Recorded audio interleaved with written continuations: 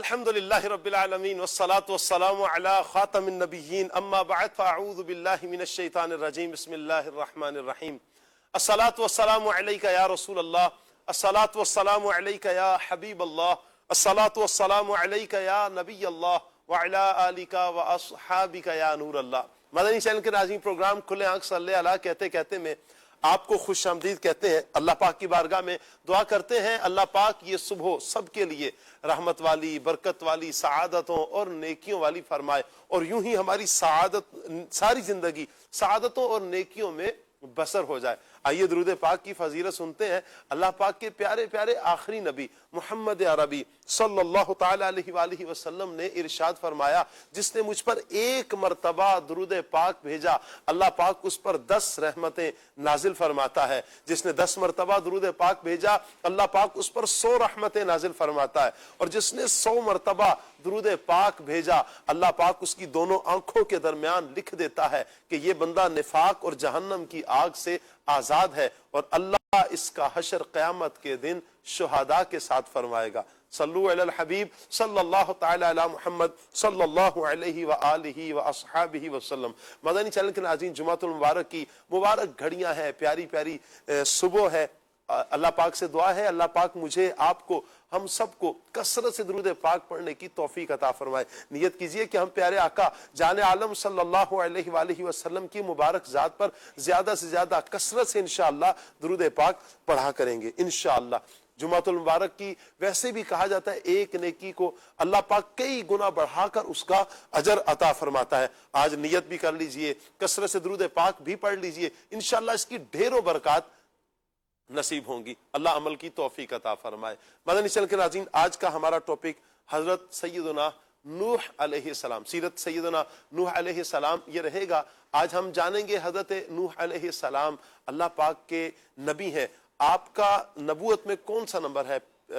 پہلے حضرت آدم علیہ السلام ہے، آدم علیہ السلام کے بعد کون، ان کے بعد کون، ان کے بعد کون، ان کا کون سا نمبر ہے؟ پھر اللہ پاک نے آپ کو کتنی عمر عطا فرمائی؟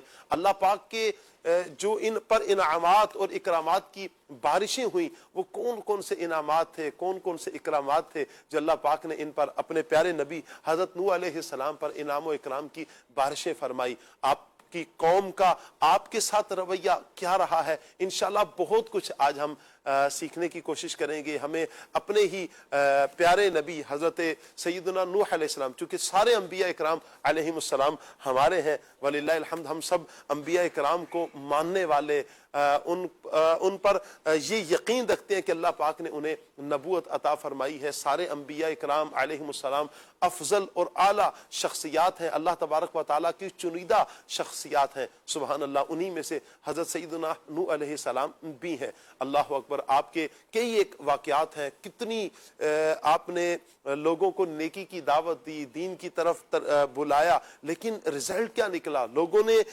آگے سے رسپانس کس انداز میں دیا؟ انشاءاللہ آج کے اس پروگرام میں ہم سیکھنے کی کوشش کریں گے۔ مبلغین سے آج اسی ٹاپک پر ہم گفتگو کریں گے۔ آپ سے گزارش کریں گے مدنی چینل کے ناظرین ہمارے ساتھ جڑے رہیے، پروگرام مکمل دیکھنے کی نیت کیجیے۔ انشاءاللہ علم دین کا ڈھیروں خزانہ بھی ہاتھ آئے گا، اور آج ہم اللہ پاک کے ایک پیارے نبی حضرت سیدنا نوح علیہ السلام کی سیرت کے حوالے سے بھی انشاءاللہ ہم جانیں گے۔ آپ پروگرام کا حصہ بن سکتے ہیں کال کے ذریعے، آپ SMS کے ذریعے، یا فیس بک کے اگر ناظرین ہے تو کمنٹس کے ذریعے آپ پروگرام کا حصہ بھی بن سکتے ہیں۔ اگر کوئی مفید اور پیارا مشورہ دینا چاہتے ہیں تو آپ اسکرین پر آپ دیکھ رہے ہیں ہمارا واٹس ایپ نمبر، آپ ضرور واٹس ایپ کیجئے۔ اچھا بہترین مشورہ پروگرام کے حوالے سے، کسی سیگمنٹ کے حوالے سے دینا چاہیں تو ضرور اپنے مفید پیارے مشوروں سے ہمیں نوازیے۔ اللہ پاک تمام دیکھنے والوں کو، سننے والوں کو برکتوں سے مالا مال فرمائے۔ آج ہمارے پروگرام میں کون کون شخصیات ہوں گی، کون کون سے مہمان ہوں گے، میں تمامی مہمانوں کو دعوت دوں گا۔ پھر انشاءاللہ ہم سیگمنٹ کی طرف بڑھیں گے۔ سیگمنٹ پیغام قرآن ہوتا ہے، پھر ہم نعت مصطفیٰ بھی سنتے ہیں، کلام سننے کے بعد پھر ہم مبلغین سے گفتگو کی طرف بڑھتے ہیں۔ آج انشاءاللہ ہمارے ساتھ اللہ نے چاہا سجاد مدنی بھائی ہوں گے، مرحبا کہتے ہیں سجاد مدنی بھائی کو۔ راشد علی بھائی بھی ہمارے ساتھ ہوں گے، بلال سعید بھائی بھی ہمارے ساتھ ہوں گے۔ قاری ظہور شاہ صاحب سے انشاءاللہ ہم تلاوت قرآن سنیں گے انشاءاللہ۔ السلام علیکم ورحمۃ اللہ۔ شیخ کیف الحال؟ ٹھیک ہے، آپ خیریت سے؟ السلام علیکم ورحمۃ اللہ وبرکاتہ، ماشاء اللہ۔ راشد بھائی کیسے ہیں آپ؟ ٹھیک ہیں۔ السلام علیکم شاہ صاحب، کیسے ہیں آپ؟ ٹھیک ہیں، مرحبا مرحبا۔ السلام علیکم بلال بھائی، کیسے ہیں آپ؟ ٹھیک ہے، مرحبا مرحبا، اللہ پاک سلامت رکھے۔ مدنی چینل کے ناظرین، بڑی پیاری شخصیت جن سے ہم نعت سنتے ہیں دل جھوم جائے، الحمدللہ رب العالمین، اللہ پاک نے ایسی پیاری آواز سے نوازا ہے۔ آج انشاءاللہ ہمارے ساتھ عدنان شیخ اتاری ہوں گے انشاءاللہ عز و جل۔ کچھ ہی دیر میں آپ عدنان شیخ صاحب کی زیارت بھی کریں گے۔ آئیے سیگمنٹ کی طرف بڑھتے ہیں، سیگمنٹ ہے پیغام قرآن۔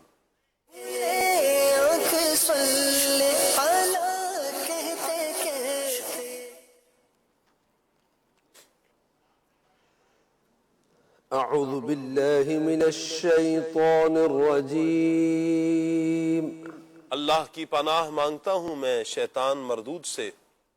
بسم اللہ الرحمن الرحیم،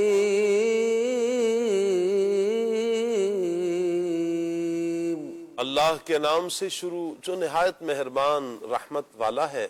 من ذا الذی یقرض اللہ قرضا حسنا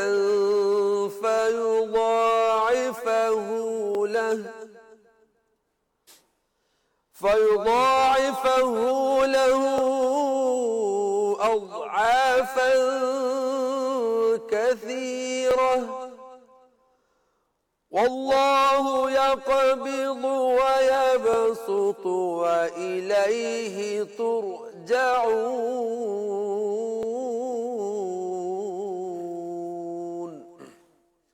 ہے کوئی جو اللہ کو اچھا قرض دے تو اللہ اس کے لیے اس قرض کو بہت گنا بڑھا دے، اور اللہ تنگی دیتا ہے اور وسعت دیتا ہے، اور تم اسی کی طرف لوٹائے جاؤ گے۔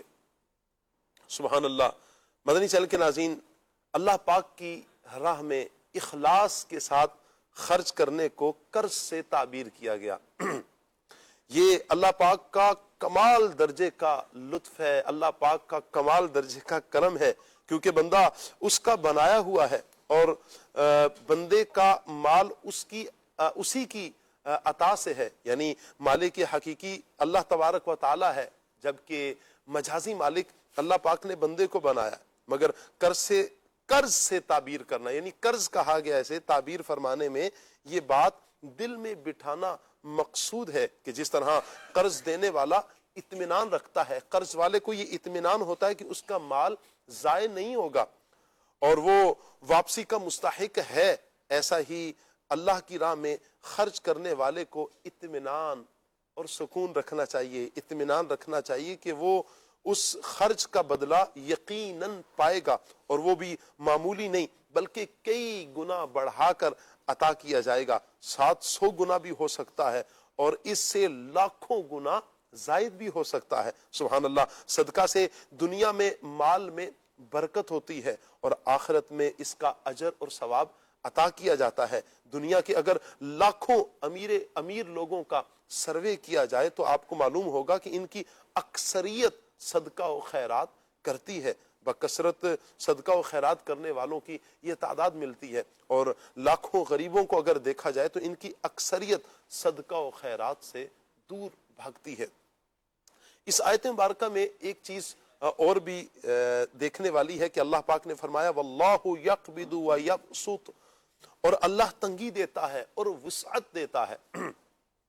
آیت کے اس حصے میں راہ خدا میں خرچ کرنے کی فضیلت بیان کی، اور چونکہ جب اللہ کی راہ میں خرچ کیا جائے تو ایک وسوسہ پیدا ہوتا ہے کہ شاید مال کم ہو جائے گا، مال خرچ کرنے سے کم ہوتا ہے، اس شبہے کا، اس وسوسے کا ازالہ اس آیت میں فرمایا جا رہا ہے۔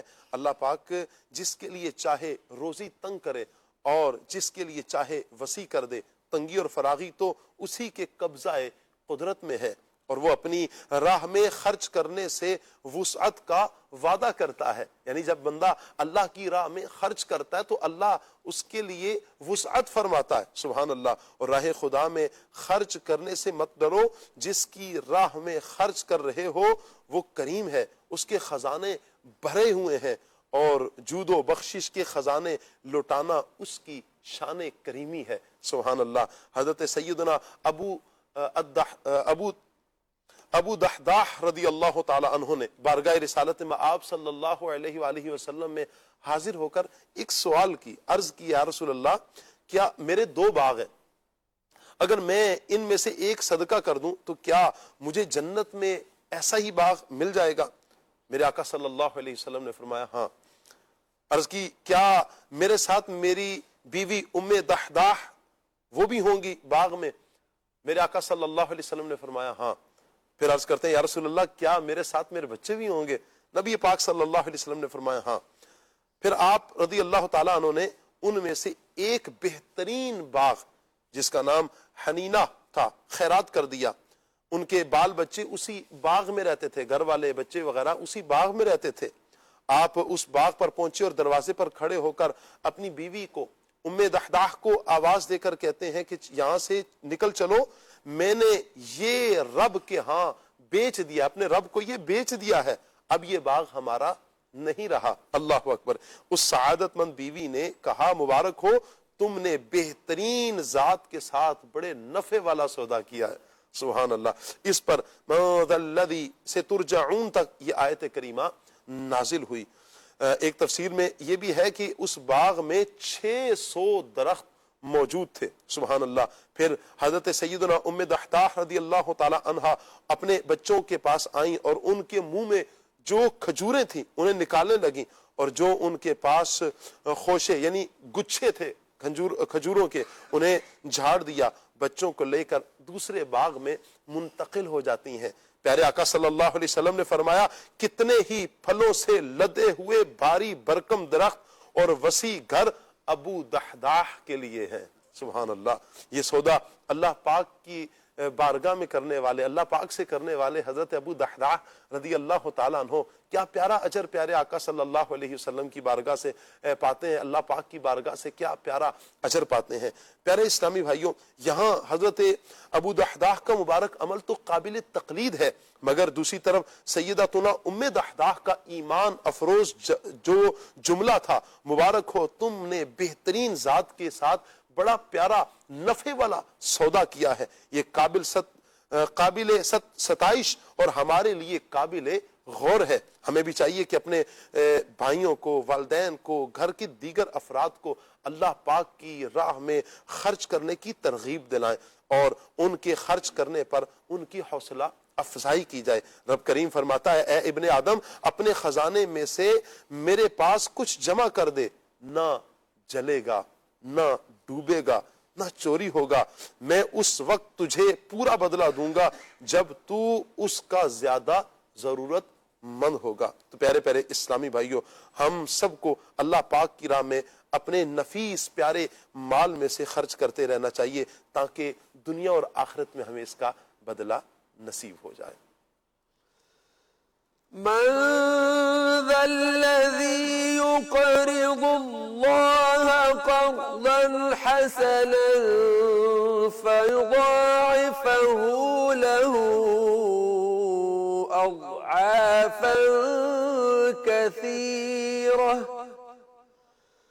والله يقبض ويبسط وإليه ترجعون۔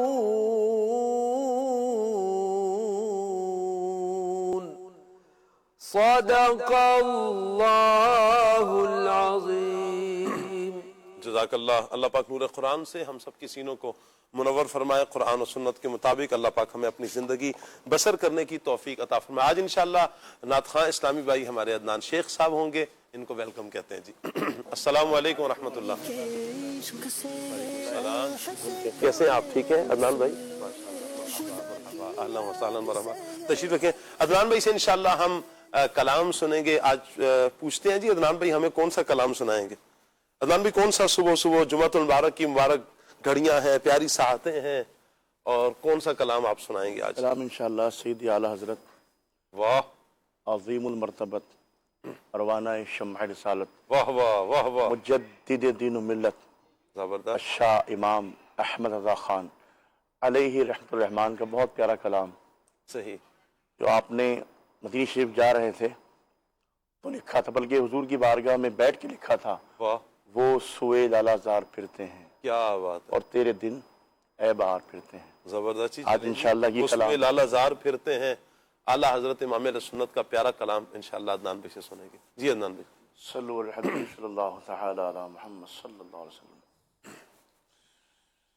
صلی اللہ علی محمد صلی اللہ علیہ وسلم. صلی اللہ علی محمد صلی اللہ علیہ وسلم.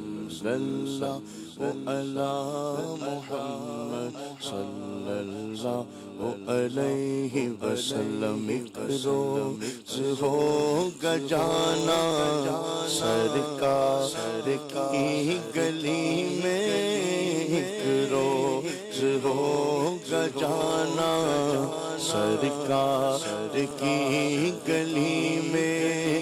ہوگا وہی ٹھکانا سرکار کی گلی میں. صلی اللہ علی محمد صلی اللہ علیہ وسلم. پڑھیے صلی اللہ علی محمد صلی اللہ علیہ وسلم. اللہ مصطفیٰ کے قدموں میں موت دے دے. اللہ مصطفیٰ کے قدموں میں موت دے دے. مدفن بنے ہمارا سرکار کا مدینہ.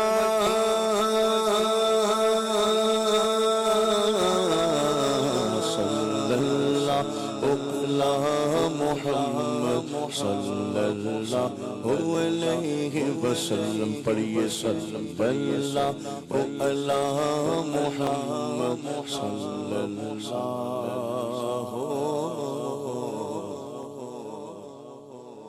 علیہ وسلم.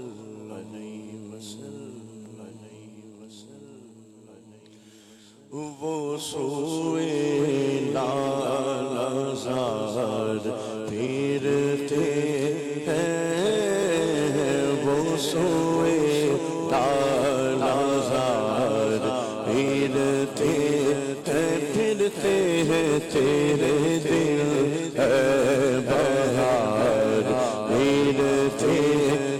پھرتے ہیں. تیرے دل اے بہار پھرتے کئی.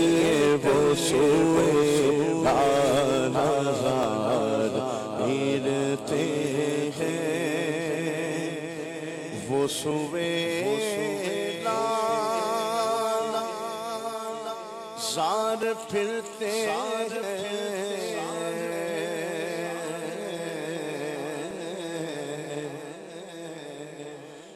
وہ سوئے لالہ زار پھرتے ہیں.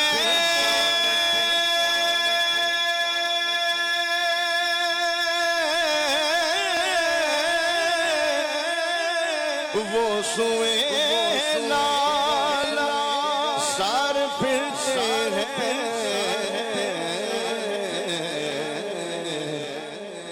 تیرے دل اے بہار پھرتے ہیں. تیرے دل اے بہار پھرتے ہیں. واللہ تیرے دل اے بہار پھرتے ہیں. اور جو تیرے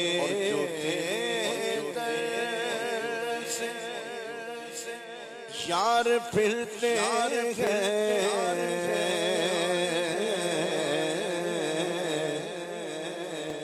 جو تیرے یار پھرتے ہیں. در بدر یوں ہی خوار پھرتے ہیں. پھرتے ہیں در بدر یوں ہی خوار پھرتے ہیں. پھرتے ہیں در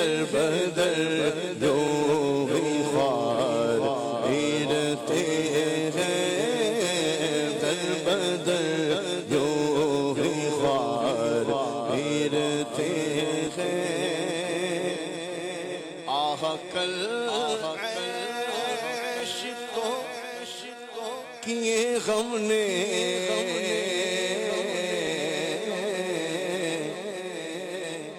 آہ کل عیش تو کیے غم نے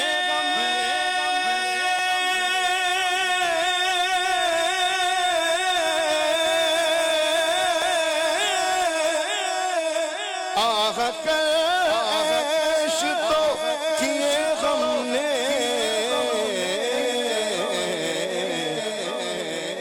آج وہ بے قرار پھرتے ہیں آج وہ بے قرار پھرتے ہیں آج وہ بے قرار پھرتے ہیں ہر چراغ مزار پر قدسی ہر چراغ مزار پر قدسی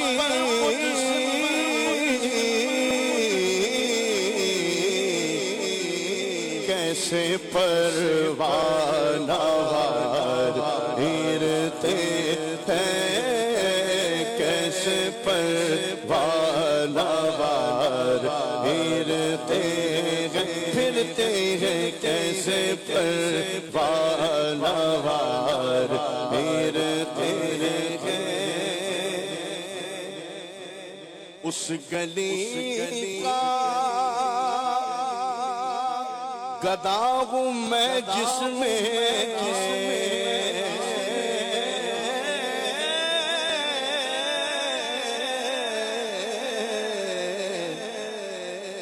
اس گلی کا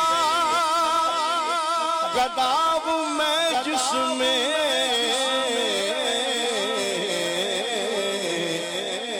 مانگتے تاجدار پھرتے ہیں مانگتے تاجدار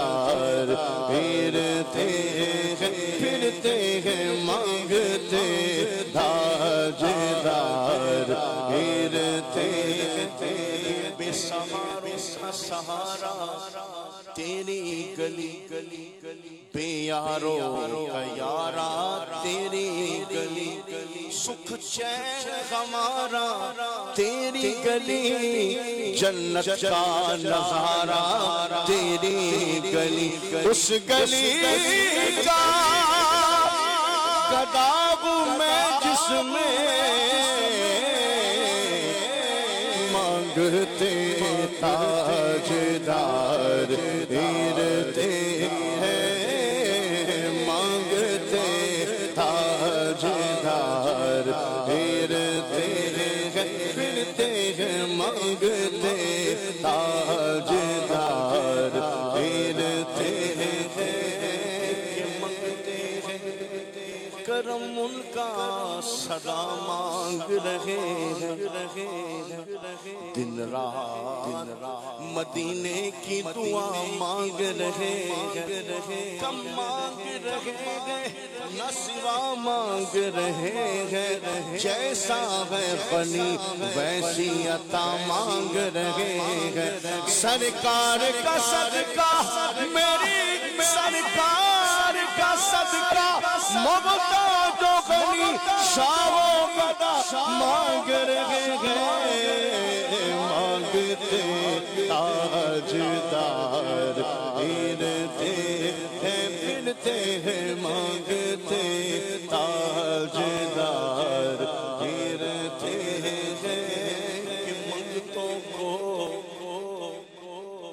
سلطان بنایا میرے کملی والے نے اور جب اپنا دربار سجایا میرے کملی والے نے گود میں لے کر دائی حلیمہ گود میں لے کر دائی حلیمہ پیارے نبی سے کیسی تھی میرا سویا بھاگ جگایا میرے کملی والے نے اور جس پہ اپنا رنگ چڑھایا میرے کملی والے نے داتا فرید اور خواجہ بنایا میرے کملی والے نے مانگتے تاجدار گرتے ہیں مانگتے تاجدار گرتے ہیں پھرتے ہیں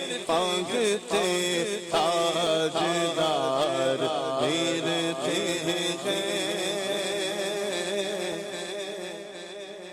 اور پھول کیا دیکھو میری آنکھوں میں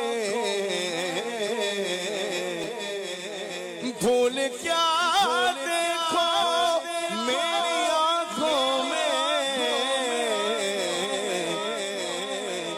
دشت طیبہ کے خار گرتے ہیں پھرتے ہیں دشت طیبہ کے خار گرتے ہیں پھرتے ہیں دشت طیبہ کے خار گرتے ہیں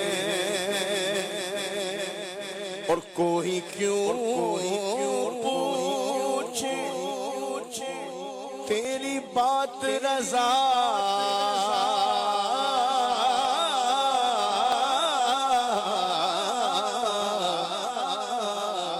کوئی کیوں پوچھے تیری بات رضا تجھ سے کتنے ہزار گرتے ہیں تجھ سے کتنے ہزار گرتے ہیں پھرتے ہیں تجھ سے کتنے ہزار گرتے ہیں پوسوئے لالازار گرتے ہیں پھرتے ہیں تیرے دل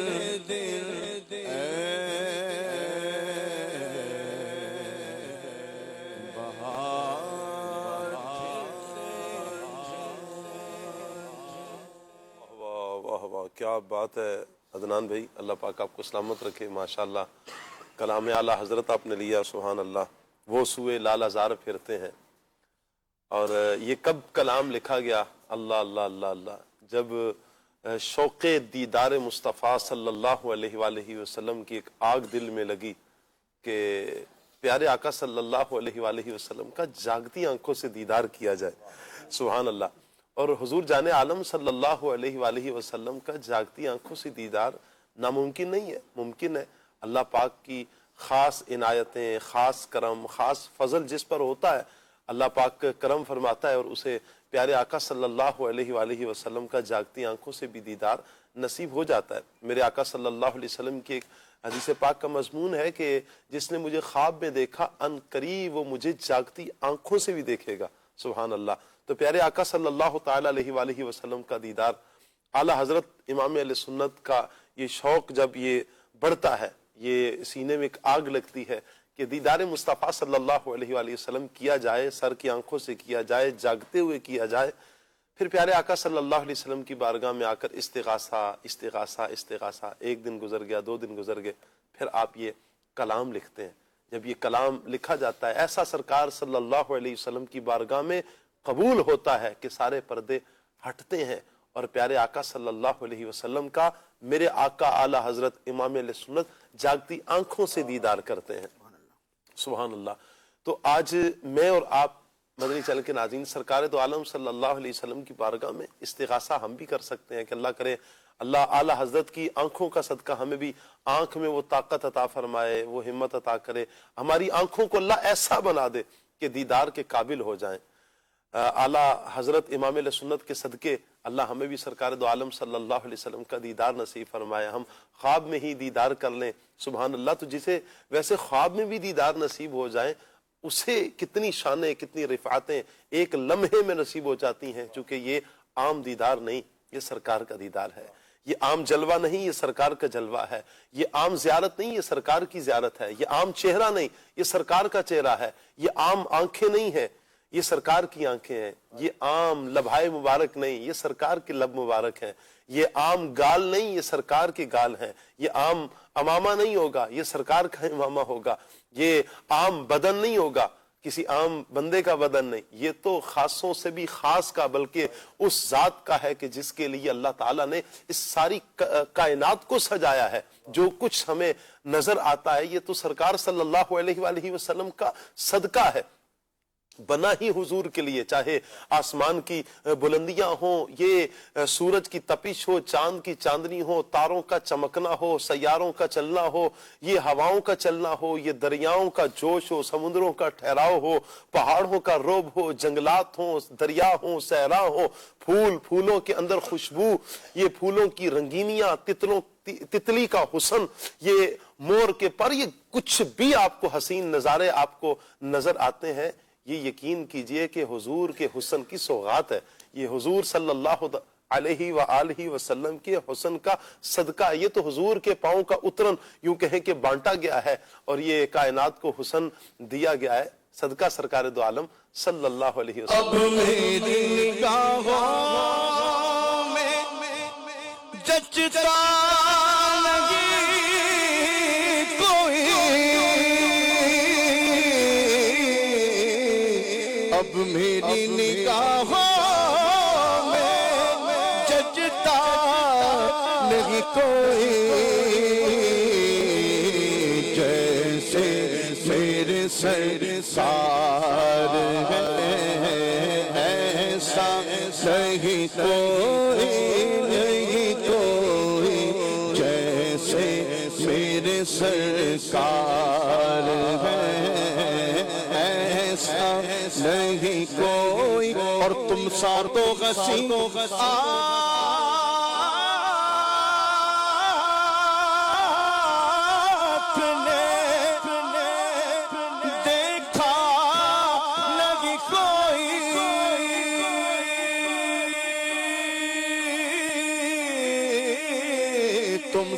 تم ہنسی آنکھ نے دیکھا نہیں کوئی، یہ شام لطافت ہے کہ سایہ نہیں کوئی، نہیں کوئی، یہ شان لطافت ہے کہ سایہ نہیں کوئی، ارباب نظر کوئی ایسا نہ ملے گا، بندے تو بہت مل جائیں گے پر آقا نہ ملے گا، تاریخ اگر ڈھونڈے گی ثانی محمد، ثانی تو بڑی چیز ہے، سایہ نہ ملے گا، جیسے میرے سرکار ہے ایسا نہیں کوئی، واللہ واللہ جیسے میرے سرکار ہے ایسا نہیں کوئی۔ سبحان اللہ، اس بے مثال نبی کے مقتدیوں میں شمار حضرت سیدنا نوح علیہ السلام کا بھی ہوتا ہے، بڑی شانیں، بڑی رفعتیں، بڑا مقام اللہ پاک نے حضرت سیدنا نوح علیہ السلام کو عطا فرمایا ہے۔ آج کا ٹاپک سیرت سیدنا نوح علیہ السلام یہ رہے گا۔ آپ سے گزارش ہے ایک مرتبہ پھر مدنی چینل کے ناظرین کہ آپ ہمارے ساتھ جڑے رہیے، پروگرام مکمل دیکھیے، انشاءاللہ علم دین کا ڈھیروں خزانہ بھی ہاتھ آئے گا اور سیرت سیدنا نوح علیہ السلام بھی ہمیں پتہ چلے گی۔ آپ ٹاپک پر مبلغین سے گفتگو کرنا چاہیں آپ کال کیجئے، آپ ایس ایم ایس بھی کر سکتے ہیں، اور اگر آپ فیس بک کے ناظرین ہیں آپ کمنٹس بھی کر سکتے ہیں۔ راشد علی بھائی کی طرف بڑھوں گا اور پہلا سوال ہی راشد بھائی کی طرف بڑھاتے ہیں. سب سے پہلے تو ہم تعارف لیتے ہیں. اور راشد بھائی ایک اور بھی کہا جاتا ہے کہ حضرت نوح علیہ السلام کو آدم ثانی کہا جاتا ہے. تعارف بھی بیان فرمائے. اور نوح علیہ السلام کو جو آدم ثانی کہا جاتا ہے اس کی کیا وجہ ہے؟ بسم اللہ الرحمن الرحیم. اللہ تبارک و تعالیٰ نے قرآن مجید برہان رشید میں اپنے کئی انبیاء کرام کا ذکر کیا ہے. اجمالی طور پر تو تمام ہی انبیاء کی عظمت و شان کا رب تبارک و تعالیٰ نے بیان فرمایا. جو بھی زمین پر تشریف لائے اللہ کے سچے نبی رسول ان کی عظمت کا قرآن میں بیان ہے. لیکن چند انبیاء کرام ایسے ہیں جن کو نام بنام رب تبارک و تعالیٰ نے ذکر بھی فرمایا اور ان کے تفصیلی حالات کو بھی قرآن و حدیث میں ڈسکس کیا گیا. ان انبیاء اور رسول میں سے ایک عظیم المرتبت ہستی ہیں حضرت نوح علیہ السلام جو کہ اولو العزم رسولوں میں بھی شمار ہوتے ہیں. نبوت اور رسالت کے منصب پر فائز ہونے والی یہ شخصیت ہیں. حضرت نوح علیہ السلام کا جو اصل نام ہے وہ ہے یشکر یا عبد الغفار. یہ آپ کا ریئل نیم ہے. لیکن چونکہ آپ رب تبارک و تعالیٰ کے خوف سے خشیت سے بہت زیادہ گریہ وزاری فرمایا کرتے تھے تو اس لیے آپ کا یہ نام پڑ گیا, یا اس کو آپ ٹائٹل کہہ لیں نوح.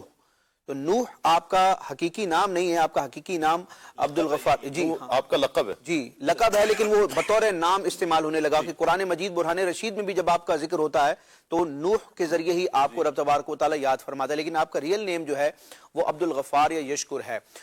حضرت آدم علیہ السلام کے وصال کے تقریباً 126 سال کے بعد حضرت نوح علیہ السلام کی ولادت ہوتی ہے. اور اہل کتاب نے جو تاریخ بیان کی ہے اس کے مطابق حضرت آدم علیہ السلام کی وفات اور حضرت نوح علیہ السلام کی ولادت کے درمیان تقریباً 146 سال کا عرصہ ہے. بہرحال حضرت نوح علیہ السلام دنیا میں تشریف لانے والے چوتھے نبی ہیں. پہلے نبی حضرت آدم علیہ السلام, پھر ان کے صاحبزادے حضرت شیس علیہ السلام, ان کے بعد حضرت ادریس علیہ السلام, اور چوتھے نمبر پر جو نبوت کے شرف سے مشرف کیے گئے وہ حضرت نوح علیہ السلام ہیں. تو نبیوں کی ترتیب کے اعتبار سے آپ چوتھے نبی ہیں اور کفار کی طرف بھیجے جانے والے رسولوں میں آپ سب سے پہلے ہیں. یعنی آپ وہ پہلے رسول ہیں جن کو کفار کی طرف مبعوث کیا گیا, کیونکہ آپ کی جو قوم تھی وہ بت پرستی کا شکار ہو چکی تھی, شرک میں مبتلا تھی اور بہت سارے گناہوں اور جرائم کی مرتکب تھی. تو ان کی ہدایت اور اصلاح کے لیے اللہ تبارک و تعالیٰ نے نوح علیہ السلام کو ان کی طرف مبعوث فرمایا. نوح علیہ السلام نے بڑی طویل عمر پائی اور کئی سو سال یعنی کئی صدیاں آپ نے اپنی قوم کو نصیحت کی, ایمان کی دعوت دی, کفر اور شرک سے بچنے کا پیغام دیا, اور خفیہ طور پر اعلانیہ طور پر ہر طرح سے امر بالمعروف نہی عن المنکر, جو انبیاء کا وظیفہ ہوتا ہے کہ نیکی کا حکم کرنا اور برائی سے منع کرنا, اور پھر انبیاء کی وراثت کے طور پر پھر یہ علماء اور جو دینی مبلغین ہوتے ہیں ان کی طرف الحمدللہ یہ منصب آگے بڑھتا ہے. تو حضرت نوح علیہ السلام نے خفیہ اور پوشیدہ طور پر کئی صدیاں محنت فرمائی اور ان کو رب تبارک و تعالیٰ کا پیغام پہنچایا. اور یاد رکھیں شاہ صاحب کہ انبیاء کرام کو جو رب تبارک و تعالیٰ کی طرف سے حکم دیا جاتا ہے نا, سامنے جتنا بھی پریشر ہو, جتنا بھی روب ہو, قوم جتنی بھی ظالم ہو, جتنی بھی بد لحاظ یا بدتمیز ہو, یا وہ انبیاء کرام کو معاذ اللہ شہید کرنے کے در پہ ہو, اللہ کے جو انبیاء ہوتے ہیں, جو سچے نبی ہوتے ہیں, وہ کسی سے مروب نہیں ہوتے, کسی کے روب میں نہیں آتے. اور انبیاء کے حوالے سے یہ عقیدہ رکھنا ہی درست نہیں ہے کہ معاذ اللہ انہوں نے کسی کے خوف کی وجہ سے اللہ کی کوئی بات پہنچانے میں کوئی کوتاہی کی ہو. اللہ کے جتنے بھی انبیاء آئے ان کو جو احکام پہنچانے کے لیے دیے گئے کما حق انہوں نے اپنا وہ فرض منصبی ادا کیا. تو نوح علیہ السلام نے علل اعلان توحید کا جو ہے نا علم بلند فرمایا اور توحید کے پیغام کو عام فرمایا. لیکن کئی صدیوں کے بعد بھی اس قوم میں سے صرف 80 افراد ایسے تھے جن کو ایمان کی دولت ملی اور ایمان کی سعادت ملی. اب یہاں حضرت نوح علیہ السلام کا صبر بھی دیکھیں کہ کئی صدیوں پر مشتمل, کئی صدیوں یعنی آپ کی تبلیغ میں, آپ کی محنت میں تو کوئی شک نہیں ہے, یعنی صدیاں آپ نے محنت کی, تبلیغ کی, لیکن جن کی قسمت میں تھا ایمان لانا وہ 80 افراد تھے. یعنی انبیاء کرام نے جو تبلیغ دین کرنی ہے اس پر رب نے ان کو اجر عطا فرمانا ہے, ان کا اجر جو ہے وہ کھرا ہے.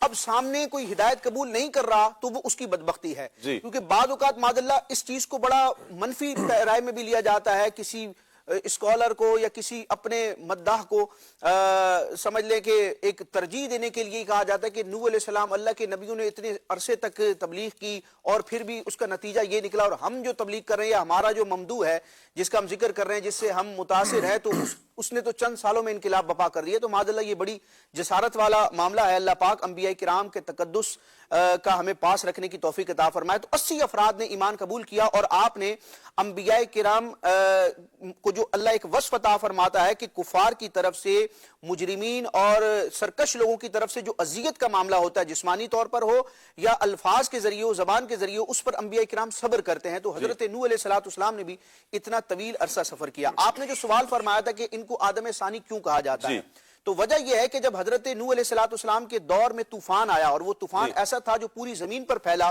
اور زمین پر جتنی بھی انسانیت تھی وہ سب اس کی زد میں آئی. لیکن اللہ تبارک و تعالیٰ نے حضرت نوح علیہ السلام کی کشتی میں جن افراد کو سوار ہونے کی سعادت عطا فرمائی, اور وہ مومنین تھے, یعنی آپ کی امت میں سے وہ لوگ جو آپ پر ایمان لائے تھے اور آپ کے صاحبزادے تھے, آپ کے گھر والے تھے, وہ اس کشتی میں شریک تھے. تو اس کشتی میں جو افراد تھے وہ باقی رہے, باقی زمین پر جتنی انسانیت تھی سب ہلاک ہو گئی, اس طوفان کا شکار ہو گئی.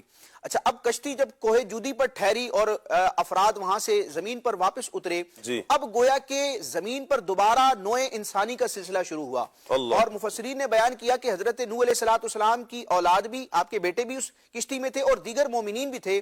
لیکن وہ جو دیگر مومنین تھے ان کی نسل آگے نہ چلی, تو حضرت نوح علیہ السلام کے اپنی اولاد تھی, اپنے صاحبزادے تھے, انہی سے پھر انسانیت کا سلسلہ دوبارہ زمین پر شروع ہوا. تو اس اعتبار سے حضرت نوح علیہ السلام کا یہ ٹائٹل ہے, جس کو اعلیٰ حضرت امام اہل سنت نے بھی بیان فرمایا ہے کہ آدم ثانی, کہ جس طرح زمین پر نوع انسانی کو, انسانیت کی نسل کو عام کرنے والے اور جن سے ابتدا ہوئی وہ پہلے آدم علیہ السلام تھے, اور ان کے بعد چونکہ طوفان نوح میں سب کچھ ختم ہو گیا تھا, تو طوفان نوح کے بعد دوبارہ زمین پر جو انسانی نوع کا, انسانی نسل کا جو سلسلہ چلا ہے وہ حضرت نوح علیہ السلام اور آپ کے صاحبزادوں سے چلا ہے, اس لیے آپ کو کہا جاتا ہے آدم ثانی. آپ نے ایک بات یہاں پر فرمائی کہ حضرت نوح علیہ السلام کی اولاد سے آگے انسانیت کی جو آگے چلتی ہے, لیکن ہم تو قرآن پاک میں پڑھتے ہیں کہ ایک تو وہ بیٹے کو جب آپ بلا رہے تھے کشتی میں, اور پھر وہ کہتا ہے میں پہاڑ پر چڑھ جاؤں گا, یہ بھی تو ایک واقعہ ہے. جی, وہ کنعان جو تھا وہ غیر مسلم تھا, یعنی وہ حضرت نوح علیہ السلام پر ایمان نہیں لایا تھا.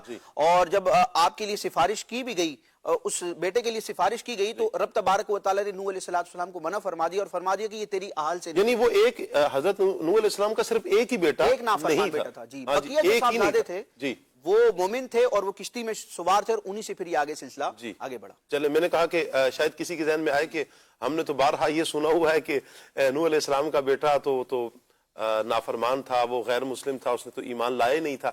جی ہاں, تو نوح علیہ السلام کا صرف ایک ہی بیٹا نہیں تھا, یہ البتہ ایک یہ جو تھا یہ نافرمان تھا, بقیہ جو ایمان لانے والے تھے وہ کشتی میں سوار تھے, اور انہی سے پھر آگے نسل چلتی بھی ہے. اللہ پاک حضرت نوح علیہ السلام کے اوصاف کو سمجھنے کی ہمیں توفیق عطا فرمائے. قرآن پاک نہیں سجاد بھائی کہ یہ ایک اوصاف حضرت نوح علیہ السلام کے بیان کیے ہیں, میں چاہوں گا قرآن کی روشنی میں جو اوصاف بیان کیے گئے ان پر آپ کچھ روشنی ڈالیں.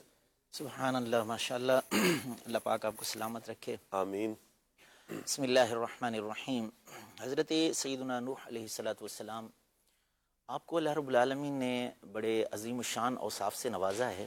قرآن پاک میں ان کا بڑا خوبصورت تذکرہ ہے.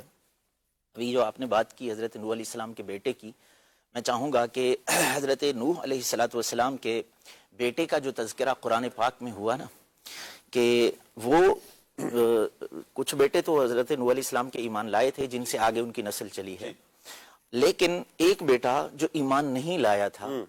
میں اپنے مدنی چینل کے ناظرین سے بھی یہ گزارش کرنا چاہتا ہوں, ہمارے ہاں والدین کیا کرتے ہیں, اپنی اولاد سے مایوس ہو جاتے ہیں کہ ہم نے 4 دن 6 دن مہینہ 2 مہینے نماز کا کہا, ان کو تلقین کی, وصیت کی, نصیحت کی, لیکن تھک گئے. اب باپ نے کیا کیا, نماز کا کہنا ہی چھوڑ دیا. اب وہ آہستہ سے کنڈی بند کر کے حاجی صاحب نماز فجر کے لیے جاتے ہیں, بچے کی آنکھ نہ کھل جائے. حالانکہ اللہ رب العالمین نے جو حضرت نوح علیہ السلام کا تذکرہ فرمایا, تو آخری وقت میں بھی حضرت نوح علیہ السلام, وہ کافر بیٹا جو ایمان تک نہیں لایا, اس کے بارے میں جو الفاظ قرآن میں بیان فرمایا میرے رب نے, کہ حضرت نوح علیہ السلام آخری وقت میں کشتی پہ سوار ہیں, پانی آ گیا ہے اور لوگ جو ہے نا افراتفری کا شکار ہیں, اس وقت میں بھی حضرت نوح علیہ السلام اپنے بیٹے سے کیا فرما رہے ہیں, یا بنیا ارکب معنا, اے میرے بیٹے ذرا ہمارے ساتھ سوار ہو جا. ہاں اللہ ایمان کی دولت عطا فرما دے گا. اس وقت بھی نصیحت کر رہے ہیں, آخری لمحے میں بھی نصیحت کر رہے ہیں. وہ کہہ رہا ہے کہ قال سآوی الی جبل یعصمنی من الماء, میں پہاڑ پر چڑھ جاؤں گا, مجھے پانی سے بچا لے گا. لیکن اللہ کے عذاب سے تو کوئی بھی چیز نہیں بچا سکتی, کوئی نہیں بچا سکتا, کوئی بھی چیز نہیں بچا سکتی. اب صورتحال یہ ہے کہ ہمارے ناظرین کو اپنی اولاد کے بارے میں فکر مند ہونا چاہیے. اور آپ کو دیکھیں نا, 950 سال تک حضرت نوح علیہ السلام تبلیغ دین کا فریضہ سر انجام دیتے رہے, اور صرف 80 لوگ ایمان لانے والے ہیں. لیکن حضرت نوح علیہ السلام تھکے نہیں ہیں, ہارے نہیں ہیں. مبلغین کے لیے بھی, ہم لوگوں کے لیے بھی اس میں نصیحت ہے کہ آپ, ہمارے ہاں تو بڑی عزت دی جاتی ہے, ہمارے ہاں تو بڑی رسپیکٹ دی جاتی ہے مبلغین کو. اس وقت جو ہے نا ستانے والے تھے, لیکن صبر حضرت نوح علیہ السلام کا صبر کا تذکرہ کیا راشد بھائی نے, کہ دیکھیں نا جن لوگوں کو آج نصیحت کی اور انہوں نے ریجیکٹ کر دیا, اگلے دن واپس آ کر پھر نصیحت فرما رہے ہیں.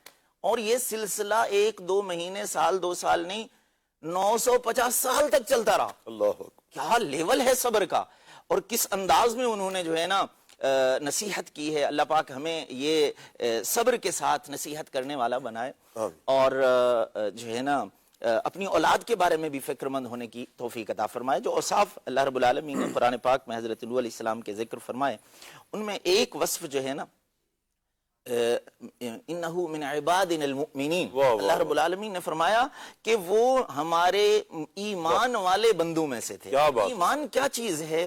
ہمارے ہاں جو ہے نا حضور اکرم صلی اللہ علیہ وسلم نے ایمان کی ایک ڈیفینیشن ہمیں بیان فرمائی ہے حدیث پاک کے اندر, لیکن ہمارے ہاں لوگوں کو اس بات کا اندازہ نہیں ہے. میرے محبوب صلی اللہ تعالی علیہ وسلم نے ارشاد فرمایا, المؤمن من یأمنہ الناس, مومن وہ ہوتا ہے کہ جس سے لوگ جو ہے نا محفوظ ہو جائیں, لوگ جس سے محفوظ ہو جائیں وہ ایمان والا ہوتا ہے. آج ہمارے ہاں جو ہے نا, جیسے مسلم کی ڈیفینیشن حضور نے فرمایا, المسلم من سلم المسلمون من لسانہ و یدہ, کہ جس کے ہاتھ سے, اس کی زبان کے ضرر سے, اس کے نقصان سے لوگ محفوظ ہو جائیں. آج ہم دیکھیں لوگ ہم سے, ہمارے شر سے کتنے محفوظ ہیں. مدنی چینل کے ناظرین, ہمیں غور کرنے کی ضرورت ہے. ہمارے پڑوسیوں کو ہم کتنا دکھ دیتے ہیں, ہمارے رشتہ داروں کو ہم کیسی کیسی تکلیفیں دیتے ہیں, کیسی لہجے کے اندر, لفظوں کے اندر, الفاظ تلخی ہے. سجاد بھائی, یہ واقعہ ہم جن اسلاف کو ماننے والے ہیں, بڑی پیاری آج کی یہ گفتگو چل رہی ہے, اور یہ بڑا سیکھنے کو مل رہا ہے کہ 950 سال تک صرف آپ نے تبلیغ فرمائی ہے, تبلیغ فرمائی ہے, لوگوں کو دین کی دعوت دی ہے بار بار, اور پھر اس میں صبر کتنا ہے. دوسری طرف ایسا نہیں تھا کہ جو سامنے والے ہیں چلیں سن لیا, قبول نہیں کیا, یہیں تک بس نہیں تھی. آپ کو جو ستایا گیا وہ بھی ایک پوری داستان ہے. انشاءاللہ آگے ہم چل کر اس پر بھی گفتگو کریں گے, اور ممکن ہے کہ ایک اور ہمیں ایپیسوڈ اس پر کرنا پڑے گا. حضرت نوح علیہ السلام کی سیرت پر ایسا نہیں تھا کہ انہوں نے چھوڑ دیا تھا, کہ تکلیف نہیں دے رہے تھے. کتنی اذیتیں, کتنی تکالیف دیں حضرت سیدنا نوح علیہ السلام کو. زبان کی سختیاں, زبان کی تیزیاں, ہاتھوں سے جو ایذا پہنچانا ہے وہ الگ ہے. کسی بھی طریقہ سے ایذائے مسلم تو ایذائے مسلم ہے, لیکن آپ کا صبر, آپ کا کمال, آپ کی شان, اللہ پاک فرماتا ہے انہو من عبادنا المؤمنون, انہو من عبادنا المؤمنین, کہ بے شک وہ ہمارے اعلیٰ درجے کے کامل ایمان والے بندے ہیں. کیا یہ اللہ پاک نے ان کو یہ ٹائٹل عطا فرمایا ہے, یہ کمال اللہ پاک نے ان کو عطا فرمایا ہے, یہ شان اللہ ان کی بیان فرما رہا ہے کہ وہ ہمارے کامل ایمان والے بندے ہیں. ایک ہے نا کہ زمانہ کسی کے ایمان کی گواہی دیتا ہے کہ یہ ایمان والا ہے, یہ ایمان والا ہے, اللہ اکبر, اور خود سوچیں کہ جن کے کامل ایمان کو اللہ بیان کرے ان کی شان کیسی ہوگی, ان کی رفتیں کیسی ہوگی. مزید کچھ اوصاف؟ جی ہاں, اس میں جو ہے نا دوسرا وصف جو ہے نا اللہ رب العالمین نے جو بیان فرمایا, انہو کان عبدا شکورا, کہ وہ ہمارے نہایت ہی شکر گزار بنے. تو اللہ رب العالمین نے یہ جو وصف بیان فرمایا نا شکر گزاری والا, یہ بھی ہمارے اندر بہت کم پایا جا رہا ہے, ہمارے معاشرے کے اندر بہت کم پایا جا رہا ہے. حضرت نوح علیہ السلام تو آپ کے جسم کے روئیں سے شکر گزاری ٹپکتی, آپ کے ہر حال سے شکر گزاری کا اظہار ہوتا تھا. اور جب بھی آپ کچھ کھانا تناول فرماتے, پانی نوش فرماتے, یا لباس زیب تن فرماتے, تو اللہ کی حمد و ثنا اور اللہ کی شکر گزاری بیان کرتے. مجھے یہاں ایک واقعہ بیان یاد آ رہا ہے. حضرت عمر فاروق اعظم رضی اللہ تعالیٰ عنہ ایک دفعہ ایک بندے کو دیکھا کہ وہ دعا کر رہا تھا. جی. وہ دعا کیا کر رہا تھا؟ اللہم اجعلنی من عبادک القلیل. قبلہ شاہ صاحب. جی جی. اللہم اجعلنی من عبادک القلیل. تو کیا مطلب ہے اس کا؟ کہ اللہ مجھے اپنے تھوڑے بندوں میں سے بنا دے. تھوڑے بندوں میں سے. حضرت فاروق اعظم رضی اللہ تعالیٰ عنہ اس کی طرف متوجہ ہوئے، فرمایا کہ من این اتیت ھذا الدعاء، یہ دعا کہاں سے لائے ہو؟ اللہم اجعلنی من عبادک القلیل.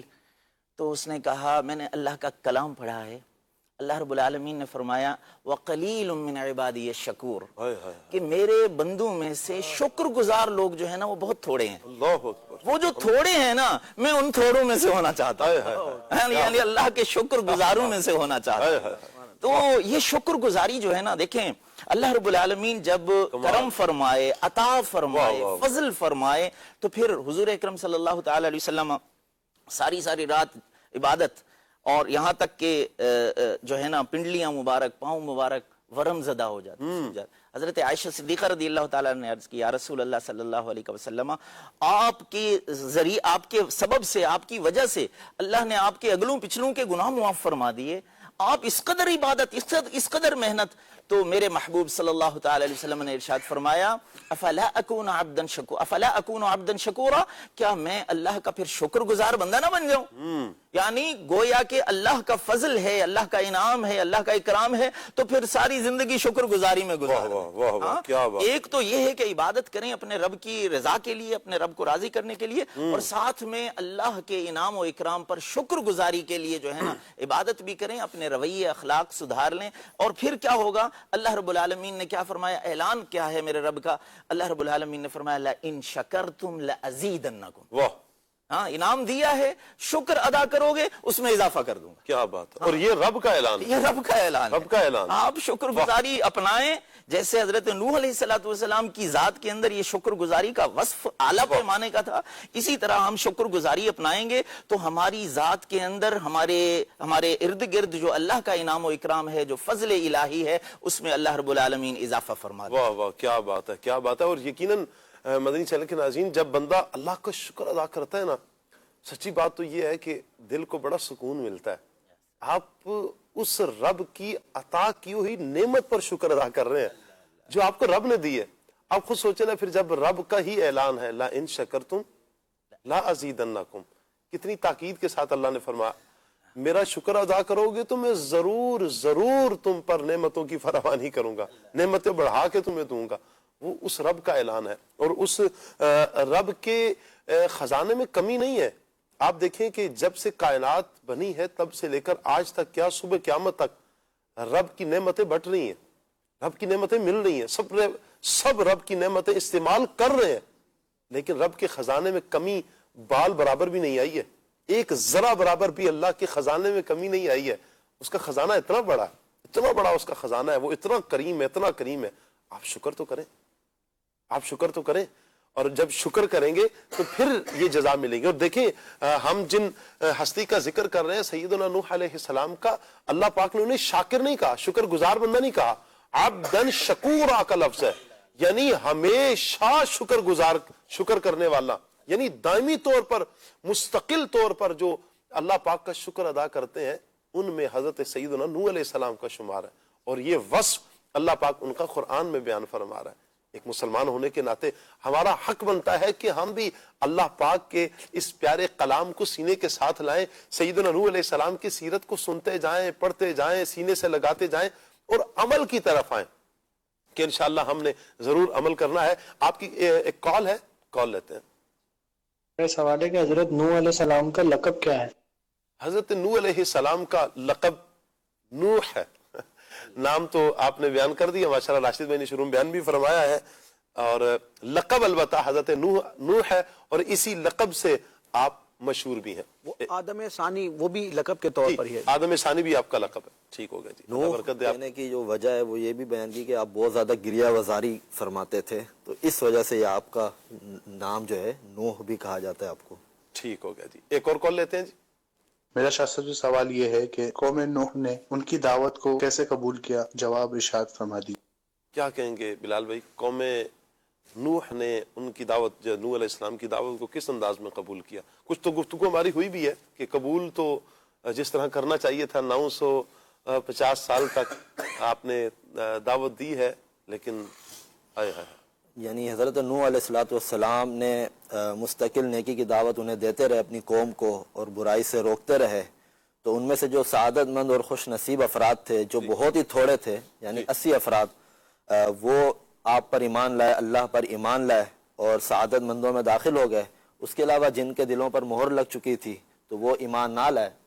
تو یوں آپ تو مستقل نیکی کی دعوت دیتے رہے، شرک اور کفر اور ان سب چیزوں سے روکتے رہے، لیکن جن پر اللہ تبارک و تعالیٰ کا خاص انعام و اکرام ہوا تو انہوں نے آپ کی دعوت کو قبول کر لیا اور وہ مومنین میں شامل ہو گئے، اور باقی جو ہے وہ آپ کی دعوت کو قبول نہیں کی اور وہ تباہ و برباد اور ہلاک۔ اچھا بلال بھائی، اللہ پاک کی کچھ انعامات بھی قرآن پاک میں ذکر ہوئے ہیں جو حضرت نوح علیہ السلام پر کیے گئے، میں چاہوں گا کچھ انعامات بھی آپ بیان فرما دیں۔ جی بالکل، حضرت سیدنا نوح علیہ نبینا علیہ السلام پر اللہ تبارک و تعالیٰ کا خاص فضل و کرم اور احسان تھا، اور اللہ تبارک و تعالیٰ نے آپ کے، ویسے تو بہت سے فضائل و برکات ہیں، لیکن خاص طور پر 4 ایسے انعامات ہیں کہ جن کا صراحت کے ساتھ قرآن مجید فرقان حمید میں اللہ تبارک و تعالیٰ نے ذکر فرمایا ہے کہ آپ کو اللہ تعالیٰ نے کیا کیا انعامات عطا فرمائے۔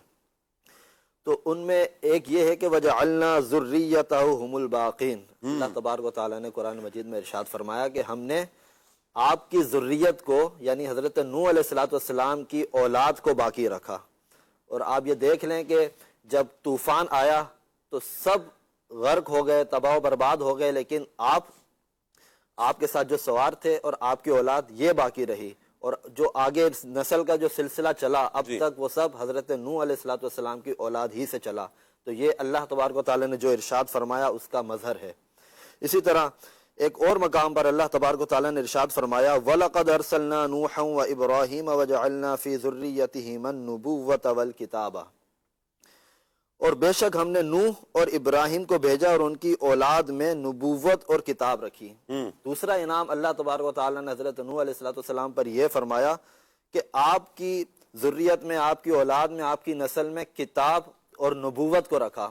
یعنی حضرت ابراہیم علیہ نبینا علیہ السلام یہ بھی آپ کی اولاد میں سے ہیں، آپ کی نسل میں سے ہیں، اور آگے حضرت ابراہیم علیہ السلام سے لے کر حضرت محمد مصطفیٰ آخری نبی صلی اللہ تعالی علیہ وآلہ وسلم تک جو نبوت اور رسالت کا سلسلہ چلا، تو چونکہ حضرت ابراہیم علیہ السلام حضرت نوح علیہ السلام کی نسل میں سے، اولاد میں سے، اور حضرت محمد مصطفیٰ صلی اللہ تعالی علیہ وسلم یہ حضرت ابراہیم علیہ السلام کی اولاد کی نسل میں سے ہیں۔ تو یوں یعنی کہ حضرت نوح علیہ السلام سے اب حضرت ابراہیم علیہ السلام تک نبوت اور کتاب اللہ تبارک و تعالیٰ نے آپ کی اولاد میں عطا فرمائی، اور پھر حضرت ابراہیم علیہ السلام کے بعد بھی جو نبوت اور کتاب تھی حضرت محمد مصطفیٰ صلی اللہ تعالی علیہ وسلم تک آنے والی جو مقدس ہستیاں تھیں، انبیاء کرام علیہ السلام تھے، تو یہ سب انہی میں رکھا، انہی نسل میں اس سلسلے کو رکھا گیا۔ اسی طرح اللہ تبارک و تعالیٰ نے ارشاد فرمایا وَتَرَكْنَا عَلَيْهِ فِي الْآخِرِينَ، کہ ہم نے حضرت نوح علیہ نبینا علیہ السلام کا جو ذکر خیر ہے وہ بعد تک جاری رکھا۔ یعنی یہ ہمیشہ آپ کا ذکر خیر ہوتا رہے گا، کیونکہ اللہ تبارک و تعالیٰ نے قرآن مجید فرقان حمید میں اس بات کو ارشاد فرما دیا ہے، بیان فرما دیا ہے۔ تو اسی لیے آپ دیکھ لیں کہ اب تک حضرت نوح علیہ السلام کا تذکرہ ہوتا رہتا ہے، آپ کا ذکر خیر ہوتا رہتا ہے، اور جتنے بھی انبیاء کرام علیہ السلام آئے اور آپ کی امت آئیں، سب نے آپ کا ذکر خیر کیا، ذکر مبارک کیا۔ اسی طرح ایک اور جو انعام اللہ تبارک و تعالیٰ نے آپ کو عطا فرمایا وہ یہ ہے کہ اللہ تبارک و تعالیٰ نے آپ کے لیے قرآن مجید فرقان حمید میں ارشاد فرمایا سلام علی نوح فی العالمین، یعنی نوح علیہ السلام پر تمام جہان والوں میں سلام ہو۔ تو فرشتے، جنات اور انسان سب حضرت نوح علی نبینا علیہ السلام پر سلام بھیجتے رہتے ہیں، کیونکہ اللہ تبارک و تعالیٰ نے قرآن مجید فرقان حمید میں آپ پر سلام بھیج دیا۔ تو اب جو قرآن پاک پڑھتے رہیں گے وہ آپ پر سلام بھی بھیجتے رہیں گے، اور فرشتے اور جنات بھی آپ پر سلام بھیج رہے ہیں۔ اور ایک حدیث مبارک میں آتا ہے کہ حضور نبی کریم علیہ السلام نے جو ارشاد فرمایا کہ حضرت آدم علیہ السلام کی جو بہترین جو افراد ہیں آپ کی اولاد میں وہ 5 ہیں جی ان میں ایک حضرت نوح علیہ الصلوۃ والسلام بھی ہیں, حضرت ابراہیم علیہ السلام, حضرت موسیٰ علیہ السلام, حضرت عیسیٰ علیہ السلام اور حضرت محمد مصطفیٰ صلی اللہ تعالیٰ علیہ وسلم. تو یہ 5 افراد ایسے ہیں کہ جن کے بارے میں حضور نبی کریم علیہ الصلوۃ والسلام نے خود اپنی حدیث پاک میں ارشاد فرما دیا کہ حضرت آدم علیہ السلام کی اولاد میں یہ سب سے بہترین افراد ہیں. کیا بات تو یہ انعامات و اکرام تھے جو اللہ تبارک و تعالیٰ نے حضرت نوح علیہ الصلوۃ والسلام کو عطا فرمایا, اور جس کا ذکر قرآن مجید فرقان حمید کی ابھی صریح آیات میں ہم نے سنا. سبحان اللہ سبحان اللہ. ایک اور کال ہے جی, آپ کی کال لیتے ہیں. میرا سوال یہ ہے کہ کشتی بنانے کا حکم کیوں دیا گیا؟ کیا کہیں گے سجاد بھائی؟ سبحان اللہ.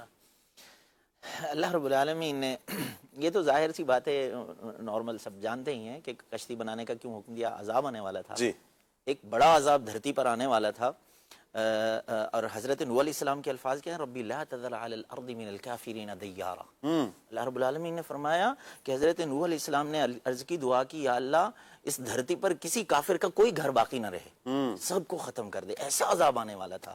تو اللہ رب العالمین نے فرمایا وَاصْنَعِ الْفُلْكَ بِأَعْيُنِنَا. الفاظ آپ غور کریں. اللہ رب العالمین نے فرمایا نوح علیہ السلام آپ جو ہے نا کشتی ہماری نگاہوں کے سامنے بنائیں. واہ, اللہ اللہ اللہ. گویا کہ یہ بڑھئی کا کام ہو رہا تھا, کشتی بنانے کا جو کام ہے بڑھئی کا کام ہو رہا ہے.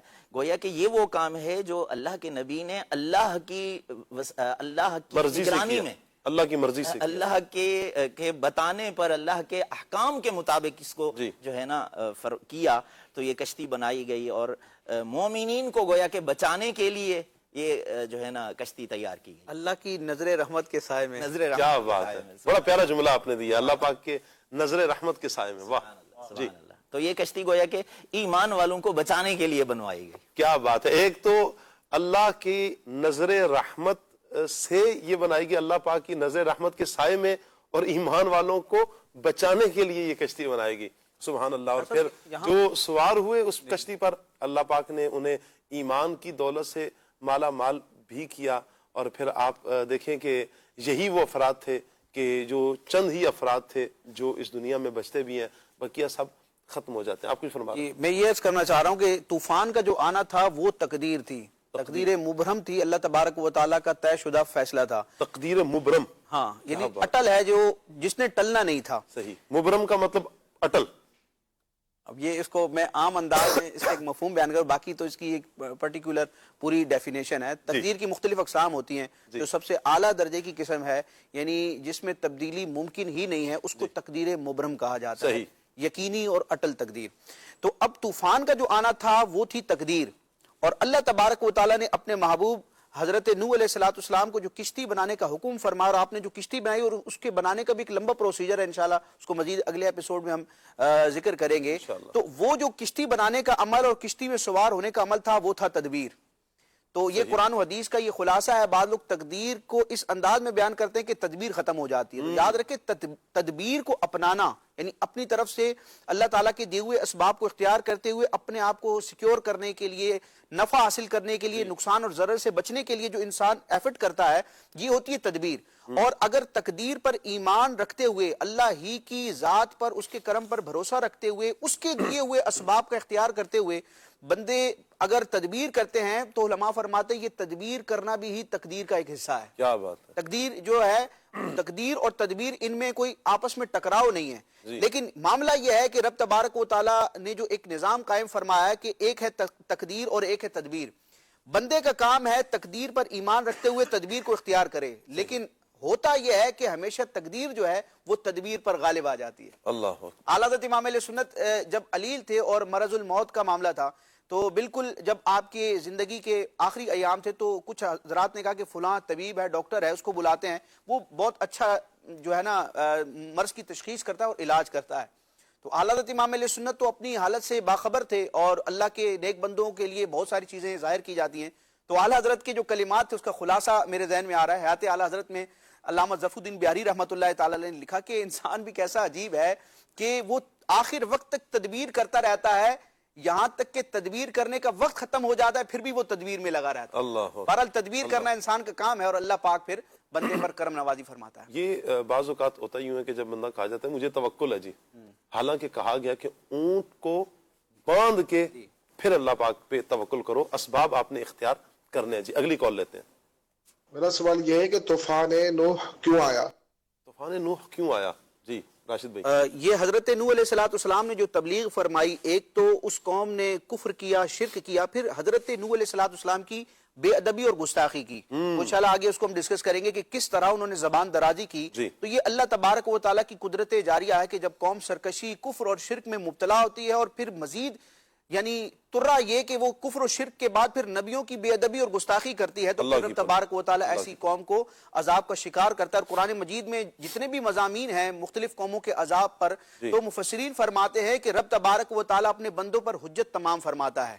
یعنی ایسا نہیں ہے کہ کوئی نبی آیا نہیں، قوم کو حق اور ہدایت اور توحید کا پیغام نہیں دیا گیا اور ویسے ہی ان پر عذاب آ گیا۔ اللہ تبارک و تعالیٰ نے آدم علیہ السلام کے دور سے نبی کریم علیہ السلام کے دور اقدس تک تمام لوگوں کے لیے حجت کو تمام فرمایا، حق کو واضح فرمایا، کتابیں بھی بھیجی، انبیاء کو بھی بھیجا اور عقل و شعور بھی عطا فرمایا۔ لیکن جب اللہ تبارک و تعالیٰ اور اس کے انبیاء کے مقابلے میں سرکشی کی گئی اور بالخصوص نبیوں کی جب گستاخی اور بے ادبی کی جاتی ہے، تو پھر عذاب جو ہے وہ اس قوم کا مقدر ہو جاتا ہے۔ تو نوح علیہ السلام کی قوم پر عذاب آنے کا بنیادی سبب ان کا کفر و شرک اور نوح علیہ السلام کی بے ادبی اور گستاخی تھی۔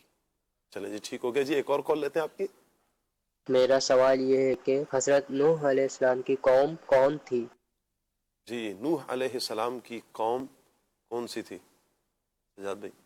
اولاد آدم علیہ السلام میں تھی، اور ان کی ابھی اقوام کے نام متعین نہیں ہوئے تھے اس وقت، کیونکہ آپ تو ویسے بھی بہت قریب کے نا، حضرت آدم علیہ السلام کا وصال ہوتا ہے اور تقریباً 126 سال کے بعد ہی آپ دنیا میں تشریف لے کر آتے ہیں، تو خاص تو کوئی قوم کا ذکر نہیں۔ ہاں لیکن یہاں پر ان کی ایک خصلت بیان کی جاتی ہے جو بری خصلت ہے، کہ حضرت نوح علیہ السلام کفار کی طرف بھیجے گئے، وہ بت پرستی کا شکار تھے۔ حضرت ادریس علیہ السلام جب آسمانوں پر اٹھا لیے گئے، تو اس کے بعد ایک پورا ایک طویل وہ واقعہ ہے کہ رفتہ رفتہ وہ قوم جو ہے وہ بدعمالیوں سے آگے بڑھتے ہوئے کفر میں مبتلا ہوئی اور بت پرستی میں مبتلا ہوئی۔ تو حضرت نوح علیہ السلام مشرک قوم کی طرف نبی بنا کر بھیجے گئے، ان کو شرک سے بچانے۔ یعنی کہ یوں کہہ سکتے ہیں کہ یہ جو ہاتھوں سے جو بنائے جاتے ہیں، ہاتھوں کے تراشے ہوئے، تو ان کی ابتدا بھی پھر وہیں سے ہوئی ہے۔ جی اس کا ایک پورا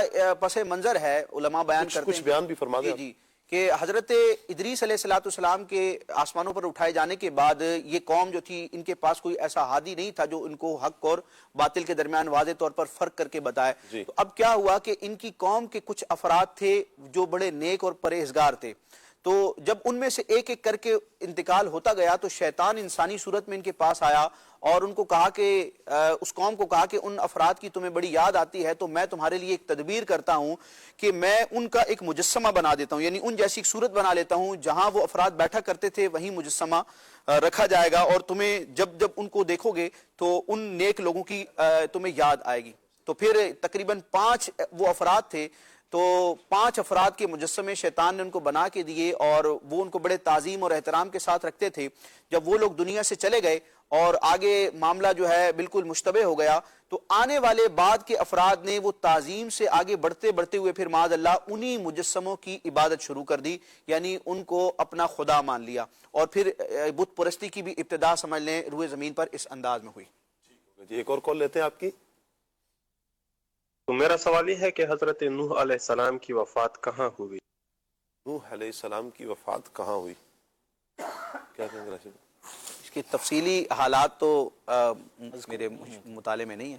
جی چلے تفصیلی اس کا ذکر ملتا نہیں۔ میں نہیں پڑھ سکا، ہو سکتا ہے ہو۔ اللہ اکبر، اللہ پاک برکت عطا فرمائے۔ چلے جی آپ کی کچھ کالز ہم نے لی ہیں، اگر کچھ فرمائش کی کالیں ہیں تو ہم فرمائش کی کالیں بھی لے لیتے ہیں۔ جی شاہ صاحب یہاں میں ایک بات کرنا چاہوں گا بھی جو میں نے عرض کی نا کہ میرے مطالعے میں نہیں آئی۔ جب میں وہ ہوتی ہے نا تدریب ہوتی ہے فتویٰ نویسی کی مشق، تو پہلا جب مجھے سوال دیا گیا تھا تو 2-3 دن تلاش کرنے کے بعد مجھے اس کا مسئلہ، اس کی دلیل نہیں ملی، وہ تھا بھی بڑا مشکل مسئلہ تھا اجارے سے متعلق۔ تو میں گیا اپنے استاد صاحب کے پاس اور میں نے کہا کہ مجھے جزیہ نہیں ملا۔ اچھا، تو انہوں نے فرمایا کہ بیٹا یہ نہیں کہو کہ نہیں ملا، میں نے یہ کہا کہ جزیہ نہیں ہے۔ میں نے کہا یہ اس مسئلے پر جزیہ نہیں ہے، دلیل نہیں ہے۔ تو استاد صاحب نے کہا یہ نہ کہو کہ دلیل نہیں ہے، یہ کہو تمہیں نہیں ملی. اور ایسا ہی ہوا ہے، 1-2 دن کے بعد پھر وہ مجھے باقاعدہ اس سے متعلق جو دلیل تھی جزیہ وہ مل گیا. تو یہ علماء کا بھی انداز ہوتا ہے کہ کسی حدیث کے بارے میں کسی بات کے بارے میں پوچھا جاتا ہے تو یہ کہنا چاہیے کہ میرے مطالعے میں نہیں ہے، میں نہیں پڑھ سکا، کیونکہ بہت ساری ایسی چیزیں ہوتی ہیں جو حقیقتاً موجود ہوتی ہیں، حدیث میں ان کا ذکر ہوتا ہے، ہمارے مطالعے میں نہیں آئی تو ہم نفی کر دیتے ہیں. تو احتیاط یہی ہوتی ہے کہ ایک دم سے نفی نہیں کرنی چاہیے کہ یہ حدیث ہے ہی نہیں، یہ کہنا چاہیے کہ میرے علم میں نہیں ہے. یہ فرمایا گیا نا کہ لا ادری نصف العلم، واہ، کہ میں نہیں جانتا، یہ کہنا ہی نصف العلم ہے. اللہ تعالیٰ خیر فرمائے، اللہ برکت عطا فرمائے. جی ایک کال لیتے ہیں. جی شوکت حسین عطاری عرض کر رہا ہوں قادر پرراواں ملتان شریف سے. بہت ہی پیارا سلسلہ کھلے آنکھ صلی علی کہتے کہتے مدنی چینل پر دیکھ رہے ہیں. میں ان کی خدمت میں عرض کروں گا اعلی حضرت رحمت اللہ تعالی علیہ کا لکھا ہوا یہ کلام بھی چند اشعار سنا دیں. سب سے اولا والا ہمارا نبی. الحمدللہ ایک دن میں نے اسی سلسلے میں کال کی تو مبلغ دعوت اسلامی فرما رہے تھے یہ تو ثاقب بھائی آپ کی آواز ہے. تو ثاقب بھائی ماشاءاللہ آپ کی محبت ہے، آپ کا پیار ہے، آپ کا ذوق ہے. میں کیا عرض کروں، آپ ہماری فرمائش پوری کرتے ہیں، ہماری کال سلسلے میں شامل کرتے ہیں. اللہ پاک آپ سب کو میٹھا مدینہ دکھائے. جزاک اللہ خیرہ. آمین آمین آمین. جی میں کہاں کال فرمائش پوری کرتا ہوں، اللہ آپ کو سلامت رکھے. ہماری ٹیم ہے، ٹیم کال بھیجتی ہے ہمیں تو پھر ہم یہاں پر آن ایئر کر دیتے ہیں. اللہ پاک آپ کو سلامت رکھے، اللہ برکت عطا فرمائے. جی کلام کی فرمائش بھی آپ نے کی، بہت شکریہ آپ کا. کال لیتے ہیں. نام حافظ عبدالوہاب عطاری ہے، میں چکوال سے بات کر رہا ہوں. پیارے عدنان بھائی مجھے یہ نعت سنا دیں. شوق مدینے جاون نہ میرے دل وچ اسرت اور نہیں. پیارے ثاقب بھائی میرے لیے دعا کر دیں کہ میں عالم دین بن جاؤں اور دعوت اسلامی کا مخلص مبلغ بنوں. جزاک اللہ خیرہ. دعوت اسلامی زندہ باد. مخلص مبلغ، اللہ کرے کہ ہم سب مخلص مبلغ بن جائیں. آمین. کال لیتے ہیں.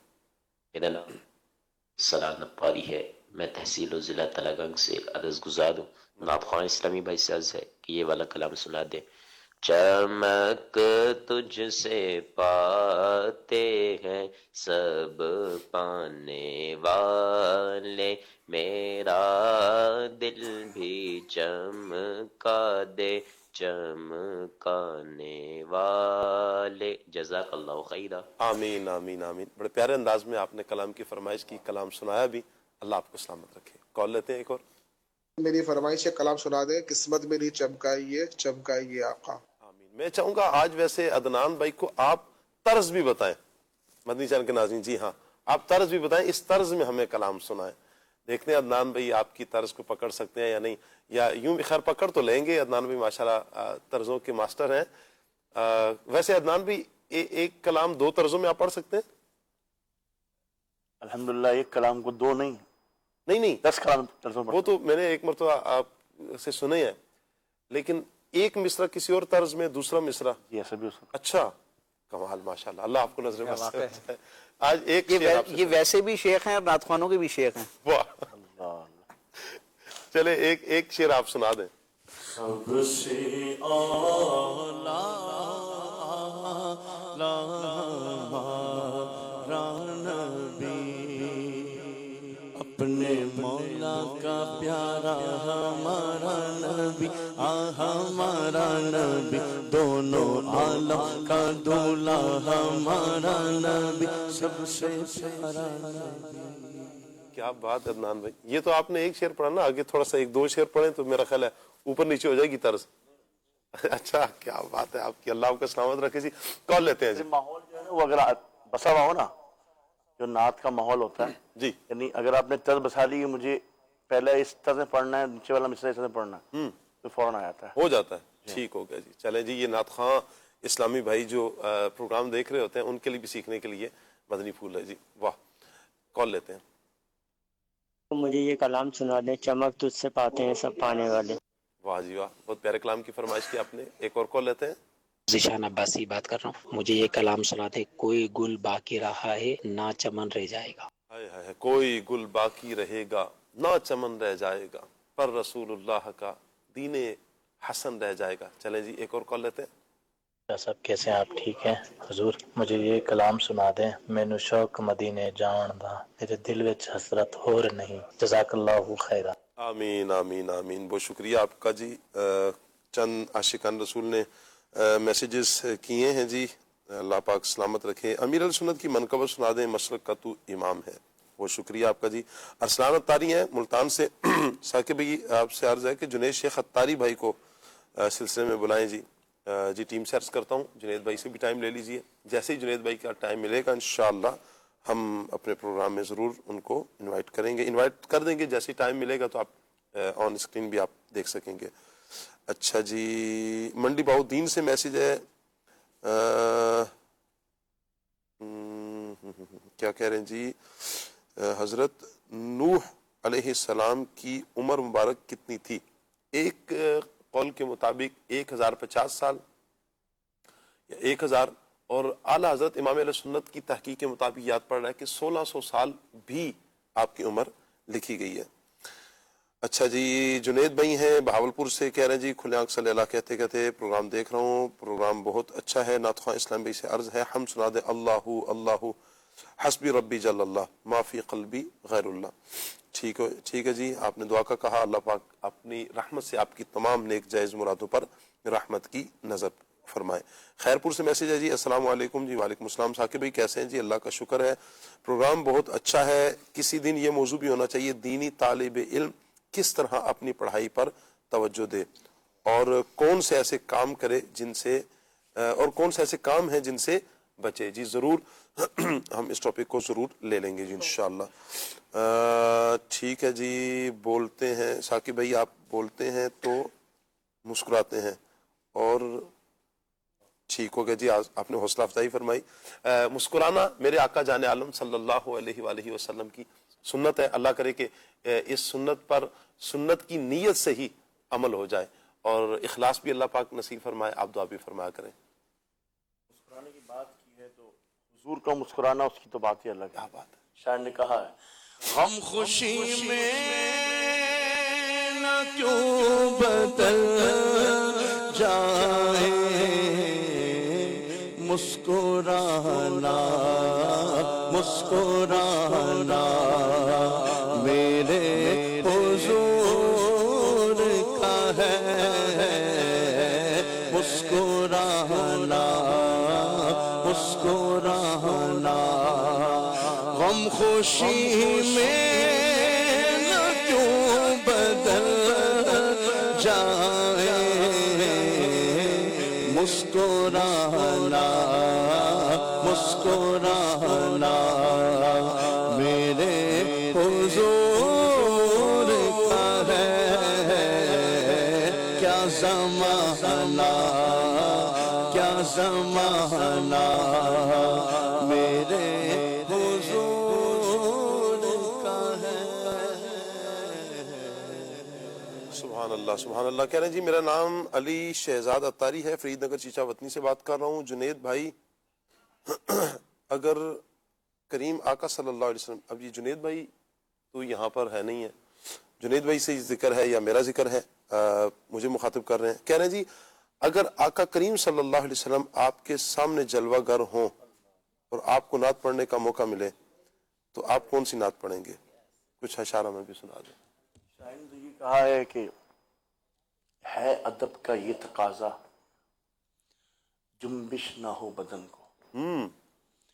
है अदब का ये तकाजा कि जुम्बिश ना हो बदन को, दिल वज्द कर रहा हो दरबार मुस्तफा। वाह वाह वाह वाह वाह वाह, क्या बात है। बल्कि यहाँ पर तो कैफियत ये है कि हुजूर सामने हो तो बस बंदा कुर्बान हो जाए, कुर्बान हो जाए अपने आका पर।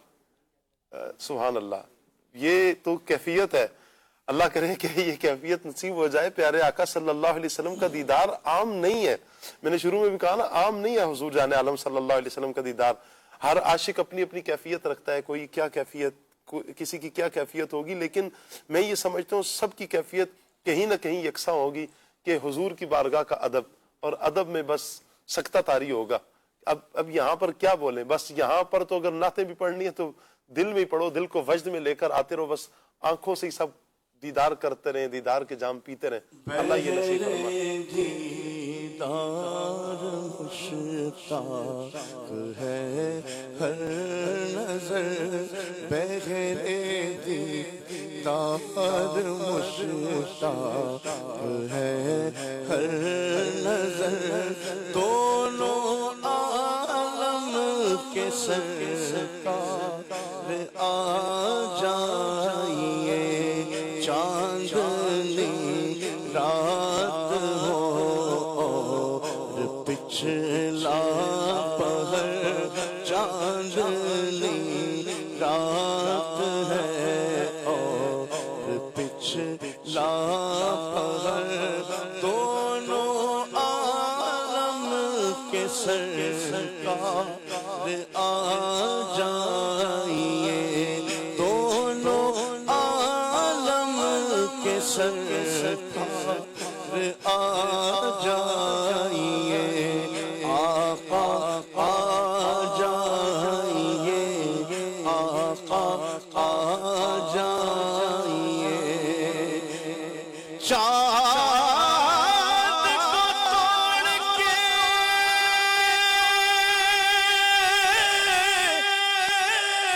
پھر جوڑنے والے آ جا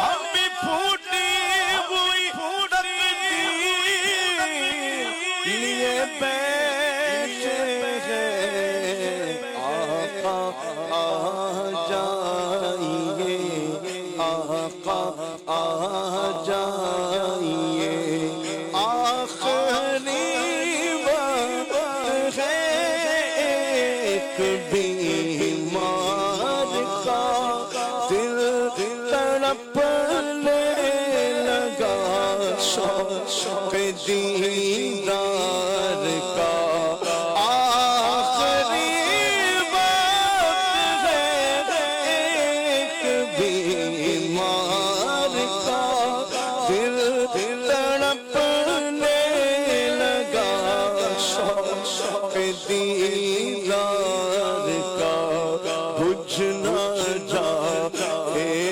کہیں بجھ نہ جائے کہیں بجھ نہ جائے کہیں خدا کہ دم ہے لبوں پر دم واپسی تو نظارہ کروں میں آخری وقت ہے ایک بیمار کا دل تڑپنے لگا شوق دیدار کا خاک سورج سے اندھیروں کا ازالہ ہوگا آپ آئے تو میرے گھر میں اجالا ہوگا بجھ نہ جائے کہیں چراغ سحر بجھ نہ جائے کہیں چراغ سحر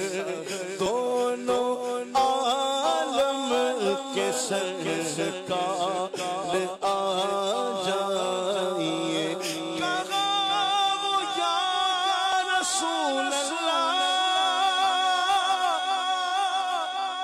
کہا وہ یا رسول اللہ بجھ نہ جائے کہیں چراغ سحر اس صورت نو میں جانا تھا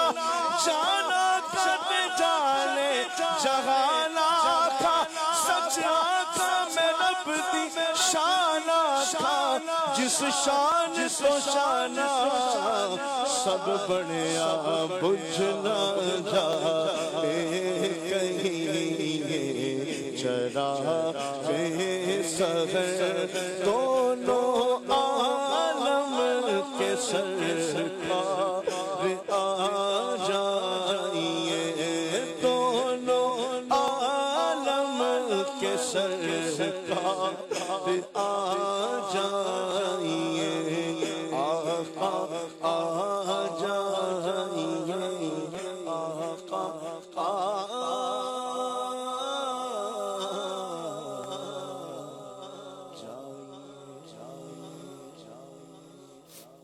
अल्लाह करे मदनी चैनल के नाज़रीन प्यारे आका सल्लल्लाहु ताला अलैहि व आलिहि वसल्लम का दीदार अल्लाह पाक हम सब को नसीब फरमाए और सरकार दो आलम सल्लल्लाहु अलैहि वसल्लम की शफात हम सब का मुकद्दर फरमाए, आमीन।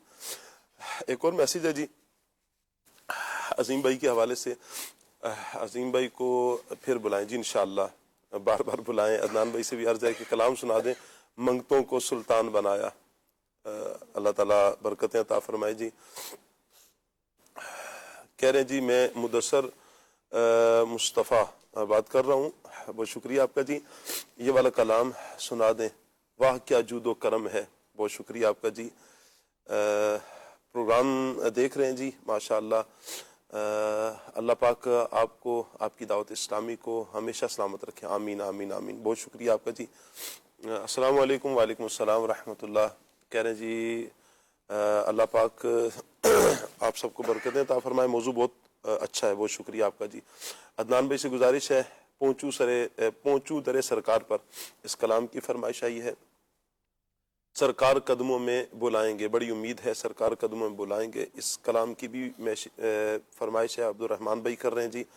कुर्बान भाई हैं ये मैसेज कर रहे हैं, सच्ची बात सिखाते ही हैं इस कलाम की फरमाइश। रातें भी मदीने की, बातें भी मदीने की। अब्दुल हफीज़ भाई मैसेज कर रहे हैं जी आका सल्लल्लाहु अलैहि वसल्लम के हुस्न पर, उनके चेहरा मुबारक पर कोई मौजू रखा जाए और उस पर बयान करें, और जिस दिन ये मौजू हो उस दिन सलमान भाई, अशफाक भाई भी शामिल हों जी। इंशाअल्लाह इंशाअल्लाह। सरकार दो आलम सल्लल्लाहु ताला अलैहि वसल्लम का हुस्न कमाल है, हुजूर का चेहरा कमाल, हुजूर की तो हर अदाई निराली है, बेमिसलो बेमिसाल है। अल्लाह अकबर। अच्छा जी, कह रहे हैं जी 50,000 दरूद पाक का तोहफा भी कबूल फरमाएं, बहुत शुक्रिया आपका जी। कलाम सुनवा दें सारे जग नाल लग दियाँ चंगियाँ, बहुत शुक्रिया आपका जी। मुझे ये ना सुना दें काबा दिखा दे मौला, बहुत शुक्रिया आपका जी। अस्सलाम वालेकुम। वालेकुम सलाम। साकिब भाई कह रहे हैं जी पतोकी से बात कर रहा हूँ, अब्दुल हबीब भाई का सिंधी कलाम सुना दें। स्टूडियो का जो सिंधी कलाम है इस कलाम को सुना दें जी। अल्लाह पाक आपको सलामत रखे। चंद एक फरमाइशें आपकी हैं, आपकी फरमाइश लेने से पहले हमारे पास एक सेगमेंट है फूड अपडेट। आइए बढ़ते हैं पैकेज की तरफ।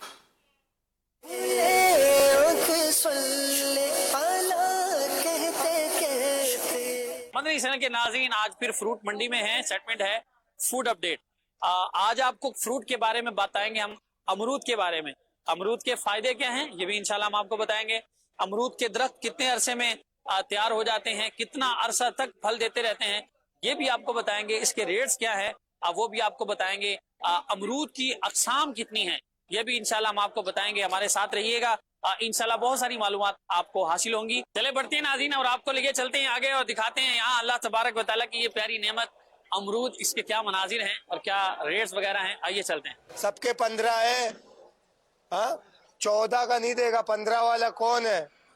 15 वाला 15 14.5 लिखो, उठाओ, अल्लाह बरकत दे। कितने अरसे से काम कर रहे हैं? 10-12 साल से काम कर। तो ये आप पूरा साल अमरूद ही बेचते हैं या कुछ और आम भी बेचते हैं, अमरूद भी बेचते हैं। ये अपने बागात हैं या ये मंडी से खरीदते हैं? अपने भी आते हैं, यहाँ मंडी से भी परचेज करते हैं। यहाँ पे टोकरा होता है 20 किलो का, 15 किलो का, उनके अलग अलग मुख्तलिफ रेट होते हैं सबके। अच्छा, ये भी तो प्लास्टिक की टोकरियाँ रखी हुई हैं, सारे क्रेट्स रखे हुए हैं जो। ये सबके माल पे डिपेंड करता है, जितना अच्छा माल होगा उतना अच्छा रेट होगा। एक तो ग्रीन वाले होते हैं, कुछ ज्यादा व्हाइट होते हैं, तो इसमें क्या होता है? ये जो ग्रीन वाले होते हैं ये थोड़ा कड़क होते हैं, ये एक दिन रोकने पड़ते हैं ताकि दूसरे दिन कलर में आ सके। जो कलर वाले होते हैं वो तो बिक जाते हैं, जैसे लेके जाते हैं जाके बेच देते। तो क्या रेट्स वगैरह मिलते हैं आपको यहाँ से? 3000, 2500, 2800, 2200, 2000। अच्छा, माशाल्लाह अमरूद बड़े खूबसूरत हैं और साइज में भी उम्दा हैं और ये इनकी पैकिंग भी बड़ी अच्छी होती है माशाल्लाह। ये देखिए, और ऊपर रिबन वगैरह लगा के बड़ा खूबसूरत किया हुआ है। बकिया बंद है कुछ। अगर दरख्त हमने तैयार करना हो तो उसको कितना टाइम लगता है? 5 साल कम से कम, आप समझे। 5 साल में दरख्त तैयार होता है? कम से कम। तो फिर वो कितने अरसे तक चलता है? वो चलता है 20 साल 25 साल ऐसे। जो आपके अपने बागीचे हैं वहाँ से माल पंजाब में? जी पंजाब से वहाँ से मंगाते हैं जी। तो इसकी पैकिंग वगैरह करके कैसे यहाँ पहुँचता है ये? बहुत लंबा प्रोसेस है। अभी ये वहाँ पे जमीनें में लेते हैं ठेके पे। अच्छा। 8-10 साल का ठेका होता है, उससे 3 साल में जाके ये बगीचा तैयार होता है। 3 साल के बाद फिर जाके यहाँ से इस मतलब ये देना, फ्रूट देना शुरू करता है, अमरूद वगैरह। अब उसमें भी मुख्तलिफ वैरायटी है, कोई चाइना गोल है, कोई सुराही है, कोई तो इस तरह, इस हिसाब से। सिंध का भी होता है? सिंध का होता है लेकिन अभी नहीं आ रहा है। दोनों में एक ही तरह का होता है या मुख्तलिफ होते हैं अमरूद? मुख्तलिफ होते हैं। अच्छा। वो पेटी होता है, ये छल्ली है। जायके में भी फर्क आता है? जायके में फर्क है, बहुत फर्क है। क्या रेट वगैरह क्या चल रहे हैं इनके? रेट इनका मुख्तलिफ है। अब 1000 रुपए का भी है, 1500 रुपए का भी है, 3000 का भी है, 2500 का भी है। मतलब ये जिस तरह का माल होगा उस तरह का रेट। क्वालिटी के एतबार से? क्वालिटी के एतबार से भी और वेट के हिसाब से भी। अब ये 18 किलो, 22 किलो, 23 किलो की भी टोकरी हमारे पास आती है, और 30 किलो का, 35 किलो का, 32 किलो का टापा भी आता है। अब वो 4000, 4500 का भी बिकता है। सिंध में इस तरह का नहीं होता। सिंध का जो है ना, जैसे लाड़काना सबसे ज्यादा माशाल्लाह उससे बहुत अच्छा, और वो मीठा भी ज्यादा है। अमरूद खाने से आपका दिमाग तेज होता है, बिलखुसूस जो कैंसर के मरीज हैं उनके लिए भी ये बड़ा फायदेमंद है। अभी ये जो ग्रीन वाला है ये भी खाने में इस्तेमाल होता है या कोई और काम में भी? मतलब फ्रूट चाट में ज्यादा, फ्रूट चाट वगैरह में ज्यादा, फ्रूट चाट में इस्तेमाल। नींबू है या मसाला वगैरह सबसे ज्यादा डाल के ना, बाहर लोग अक्सर रेडियो वाले थैलियों में या सीवियों पे काट के ना, इसके ऊपर मसाला वगैरह डाल के वो बेचते रहते। आपने जितना भी खाना खाया हो ना, खाली 2 अमरूद खा लो, ये समझ लो आपको पेट साफ हो जाएगा। अच्छा, तो कब्ज वगैरह इससे नहीं होती। बीज के साथ इसको खाओ, और ये ना कब्ज वगैरह भी खाता हूँ, और पेट एकदम से इसका साफ रहता है। दिन में आपने 2 दाने खा लिए ना, आपको ये गैस वगैरह जैसे होता है ना, उस तरह का महसूस नहीं होगा। आपका जिस्म हल्का हल्का महसूस करेंगे। अक्सर लोग ना वो साइड से मतलब इसका जो है ना, वो गूदा निकल, बीज अलग फेंक देते हैं, लेकिन बीज साफ सुथरा वाला है, इसका ज्यादा फायदा हो। ये सारी अल्लाह की नेमतें हैं, खाइए और बंदगी का हक भी अदा कीजिए। अल्लाह में तौफीक अता फरमाए। क्या रेट है इनके? 250 रुपए किलो। 250 रुपए। मंडी क्या हिसाब है? मंडी बस माल के ऊपर पर 2000 का भी है, 1800 का भी है, 2200 का भी है, नीचे ऊपर भी है। क्या रेट है अमरूद के? अमरूद 200 रुपए किलो। 200 रुपए किलो। और मंडी के क्या हिसाब चल रहा है वहाँ? मंडी का 1700-1800 रुपए का ये चली आते हैं। मतलब चलेंगे नाजरीन, आज भी हमने अल्हम्दुलिल्लाह आपको अल्लाह तबारक व तआला की नेमत के बारे में बताने की कोशिश की है, उसके फवायद, तिब्बी फवायद, और दिखने में वो अल्लाह तबारक व तआला की नेमत बड़ी खूबसूरत लगती है। अब चलते हैं स्टूडियो में और आपके लिए बताते हैं कि यहाँ पर आपके लिए क्या है। सुभान अल्लाह जी। यहाँ पर भी अल्हम्दुलिल्लाह रब्बिल आलमीन, अल्लाह पाक की बेहतरीन नेमत अमरूद है। यकीनन बहुत सारी प्यारी प्यारी बातें, कुछ मालूमात हमने हासिल की है। अल्लाह पाक हमारे आतिफ भाई को बरकत अता फरमाए। माशाल्लाह स्पेशल ये सेगमेंट रिकॉर्ड करने के लिए जाते हैं और काफ़ी सारी मालूमात मंडी के हवाले से मालूमात देते हैं। तो कुछ चीज़ें हैं, कुछ फ़वाइद भी हैं इसके। मैं चंद एक फ़वाइद भी आपके सामने जिक्र करता हूँ। जब तक फिर कलाम चलेगा या बातचीत होगी, मैं फिर साथ खाने की भी सूरत बना लूँगा। अलबत्ता अमरूद के बारे में कहा जाता है कि ये सुपर फ्रूट है, यानी इसमें विटामिन सी में संतरे से भी ज्यादा, बल्कि 4 गुना ज्यादा संतरे से भी ज्यादा विटामिन सी होता है। अमरूद का जो बीज है, अभी जैसे ये बात भी कर रहे थे भाई कि इसका बीज का अक्सर लोग फेंक देते हैं, लेकिन असल मसला ये है कि ये बहुत ज्यादा फायदेमंद है। याद रखें कि ज्यादा लोग बीज फेंक देते हैं, मगर बीज में फाइबर बहुत ज्यादा होता है जो आंतों की सफाई करता है। इसी तरह कच्चा अमरूद मैदा मजबूत करता है और पक्का अमरूद जिल्द और खून को बेहतर करता है। अच्छा, इससे पता चलता है कि दोनों ही अमरूद, कच्चा भी हो वो भी खा सकते हैं और पक्का भी हो तो भी खा सकते हैं। अमरूद खाने से बहुत देर तक भूख नहीं लगती, क्योंकि इसमें फाइबर ज्यादा होता है कि ये पेट भर देता है। अच्छा, अमरूद की खुशबू दिमाग पर असर करती है, यानी इसकी खुशबू दिमाग को तरोताज़ा करती है और लिहाजा इसे इस्तेमाल करें।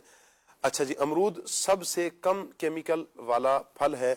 दूसरे फलों के मुकाबले में इस पर स्प्रे कम किया जाता है, इसलिए इसे नेचुरल ही लिया जाए, नेचुरल ही खाया। होता भी ये नेचुरल ही है, ऐसा नहीं है किसी तरीके से इसको पकाया जाता है, ये दरख्त पर ही पक जाता है। अच्छा, अमरूद का दरख्त साल में 2 बार फल देता है, सुभान अल्लाह।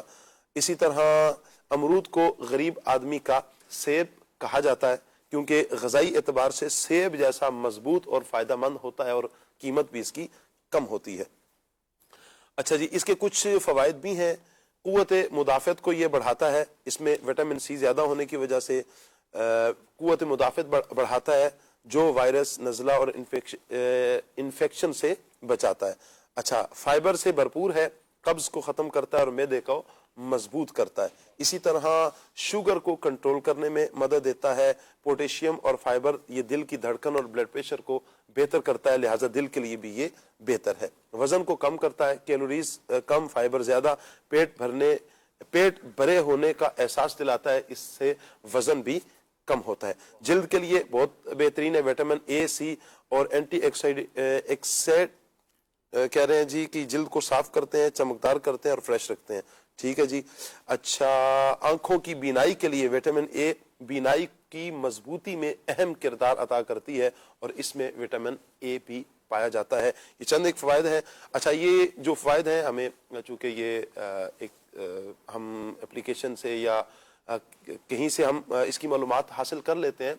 اگر آپ اسے استعمال کرنا چاہیں، کوئی بھی بطور دوا استعمال کرنا چاہیں، کسی ڈائٹ پلان کے طور پر استعمال کرنا چاہیں، تو یاد رکھیے گا کہ آپ اپنے ڈاکٹر، اپنے طبیب، اپنے حکیم کے مشورے سے ہی چیز استعمال کریں گے تو انشاءاللہ بہت سارا فائدہ ہمیں حاصل ہوگا. آپ کے فیس بک کے کچھ کمنٹس بھی ہمارے پاس ہیں جی، کمنٹس بھی لے لیتے ہیں. عاطف مغل بھائی ہمارے ساتھ ہیں، بہت شکریہ آپ کا جی. ظہیر نظامی بھائی کہہ رہے ہیں جی السلام علیکم، آپ کیسے ہیں شاہ صاحب جی؟ اللہ پاک کا کرم ہے، جمعہ مبارک جی. آپ کو بھی بہت بہت جمعہ مبارک، بہت شکریہ آپ کا جی. محمد فراز بھائی ہیں جی، السلام علیکم. وعلیکم السلام، کیسے ہیں جی آپ؟ اللہ پاک کا بڑا کرم ہے جی. کہہ رہے ہیں جی ماشاءاللہ پروگرام بہت اچھا ہے، بہت شکریہ آپ کا جی. اللہ پاک آپ کو سلامت رکھے. ظفر مغل بھائی بھی حوصلہ افزائی کر رہے ہیں. فراز نظامی بھائی کہہ رہے ہیں جی السلام علیکم، کیسے ہیں آپ؟ اللہ کا کرم ہے جی. کہہ رہے ہیں 2 ہفتے ہو گئے ہیں میرے نعت فرمائش نہیں لیتے، آج تو لے لو بھائی. ٹھیک ہے جی. حال دل کس کو سنائے، اس کلام کی فرمائش آپ نے خصوصیت کے ساتھ اس کلام کو لینا جی. فراز نظامی بھائی ہمارے، اللہ پاک آپ کو سلامت رکھے. روزانہ ماشاءاللہ یہ ریگولر ہمیں میسج بھی کرتے ہیں. علی شیر بھائی ہمارے ساتھ ہیں، صابر علی بھائی بھی ہمارے ساتھ ہیں، نعیم راشد بھائی بھی ہمارے ساتھ ہیں. ارسلان مغل بھائی کہہ رہے ہیں جی عظیم بھائی کو بھی پروگرام میں بلائیں جی، انشاءاللہ جلد آئیں گے جی. فیصل اتاری بھائی کہہ رہے ہیں جی السلام علیکم ورحمۃ اللہ. وعلیکم السلام. میرے اور میرے والدین کی حاضری مدینہ کی دعا، اللہ پاک آپ کو آپ کے والدین کے ساتھ بار بار مکی مدینہ کی با ادب حاضری عطا فرمائے. اچھا جی، نعمان بھائی بھی ہمارے ساتھ ہیں، زبیر اتاری بھائی بھی ہمارے ساتھ ہیں جی. اچھا جی، بہت شکریہ جی. سردار ذیشان بھائی ہمارے ساتھ ہیں، محمد بلال بھائی بھی ہمارے ساتھ ہیں، حافظ سعید اللہ بھائی، عثمان ملک بھائی. اچھا جی، مزمل ملک بھائی ہمارے ساتھ ہیں، مولانا اشفاق صاحب ہمارے ساتھ ہیں جی. اچھا جی، ملک محبوب بھائی ہمارے ساتھ ہیں جی. عمران بھائی بھی ہمارے ساتھ ہیں، ارسلان سلیم بھائی ہمارے ساتھ ہیں، عابد علی بھائی ہمارے ساتھ ہیں، عامر سلطان بھائی ہمارے ساتھ ہیں، قدیر بھائی بھی ہمارے ساتھ ہیں، امجد بھائی ہمارے ساتھ ہیں جی، نادر بھائی ہمارے ساتھ ہیں، شہزاد علی بھائی ہمارے ساتھ ہیں جی. اچھا جی، علی شیر بھائی کہہ رہے ہیں جی السلام علیکم ورحمۃ اللہ. وعلیکم السلام ورحمۃ اللہ وبرکاتہ. آج کا موضوع بہت پیارا ہے، بہت شکریہ. اللہ پاک آپ کو مزید برکتیں عطا فرمائے. بہت کچھ سیکھنے کو ملتا ہے، ہم سب کو عمل کرنے کی توفیق عطا فرمائے. دعاؤں کی درخواست. بہت شکریہ آپ کا جی. اللہ پاک آپ کو سلامت رکھے. بہت پیارا میسج آپ نے دیا. حافظ سعید اللہ بھائی ہمارے ساتھ ہیں، روحان علی بھائی ہمارے ساتھ ہیں. اچھا جی، نعیم بھائی ہمارے ساتھ ہیں. دیگر چند ایک عاشقان رسول نے مزید بھی میسیجز کیے ہیں، کچھ دعاؤں کے میسیجز ہیں، کچھ حوصلہ افزائی کے میسیج ہیں. اللہ پاک سے دعا ہے اللہ پاک سب کو برکتوں سے مالا مال فرمائے، دونوں جانوں کی بھلائی عطا فرمائے. عدنان بھائی کی طرف پڑھتے ہیں جی. صلی اللہ تعالی علیہ وسلم. حسبی ربی جل اللہ ما فی قلبی خیر اللہ نور محمد صلی اللہ لا الہ الا اللہ. حسبی ربی جل اللہ ما فی قلبی خیر اللہ نور محمد صلی اللہ لا الہ الا اللہ. میرے نبی کے غلاموں کا رتبہ بڑا ہے، شان بڑی، چاہے غوث اعظم ہو یا کہ داتا حج میری. میرے نبی کے غلاموں کا رتبہ بڑا ہے، شان بڑی، چاہے غوث اعظم ہو یا ہو داتا حج میری. یاد نہیں تمہیں وہ منظر خواجہ لے جا خود چل کر 90 لاکھ کو پڑھوایا لا الہ الا اللہ حسبی ربی جل اللہ ما فی قلبی خیر اللہ نور محمد صلی اللہ لا الہ الا اللہ سب سے اعلیٰ ہمارا نبی ہمارا نبی سب سے بالا اعلیٰ ہمارا نبی سب سے پیارا نبی اپنے مولا کا پیارا ہمارا نبی ہمارا نبی اپنے مولا کا پیارا ہمارا نبی ہمارا نبی دونوں عالم کا دولا ہمارا نبی ہمارا نبی کون دیتا ہے دینے کو منہ چاہیے منہ چاہیے دینے والا ہے سچا ہمارا نبی ہمارا نبی غمزدوں کو رضا مجدہ دیجئے کہ ہے مجدہ دیجئے کہ ہے غمزدوں کو رضا مجدہ دیجئے کہ ہے مجدہ دیجئے کہ ہے بے کسوں کا سہارا ہمارا نبی سب سے پیارا نبی بے کسوں کا سہارا ہمارا نبی سب سے پیارا نبی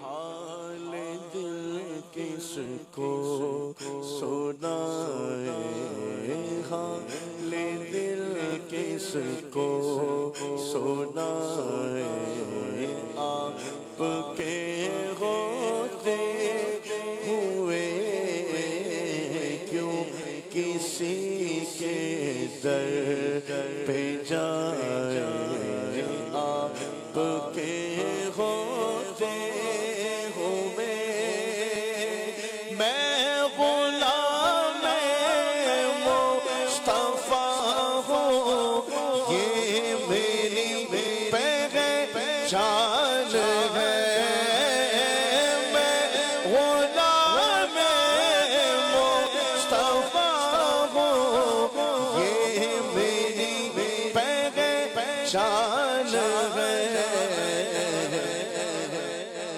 ہم مجھے کیوں کر ستائے غم مجھے کیوں کر ستائے آپ کے ہوتے ہوئے حال کس کو سنائے آپ کے ہوتے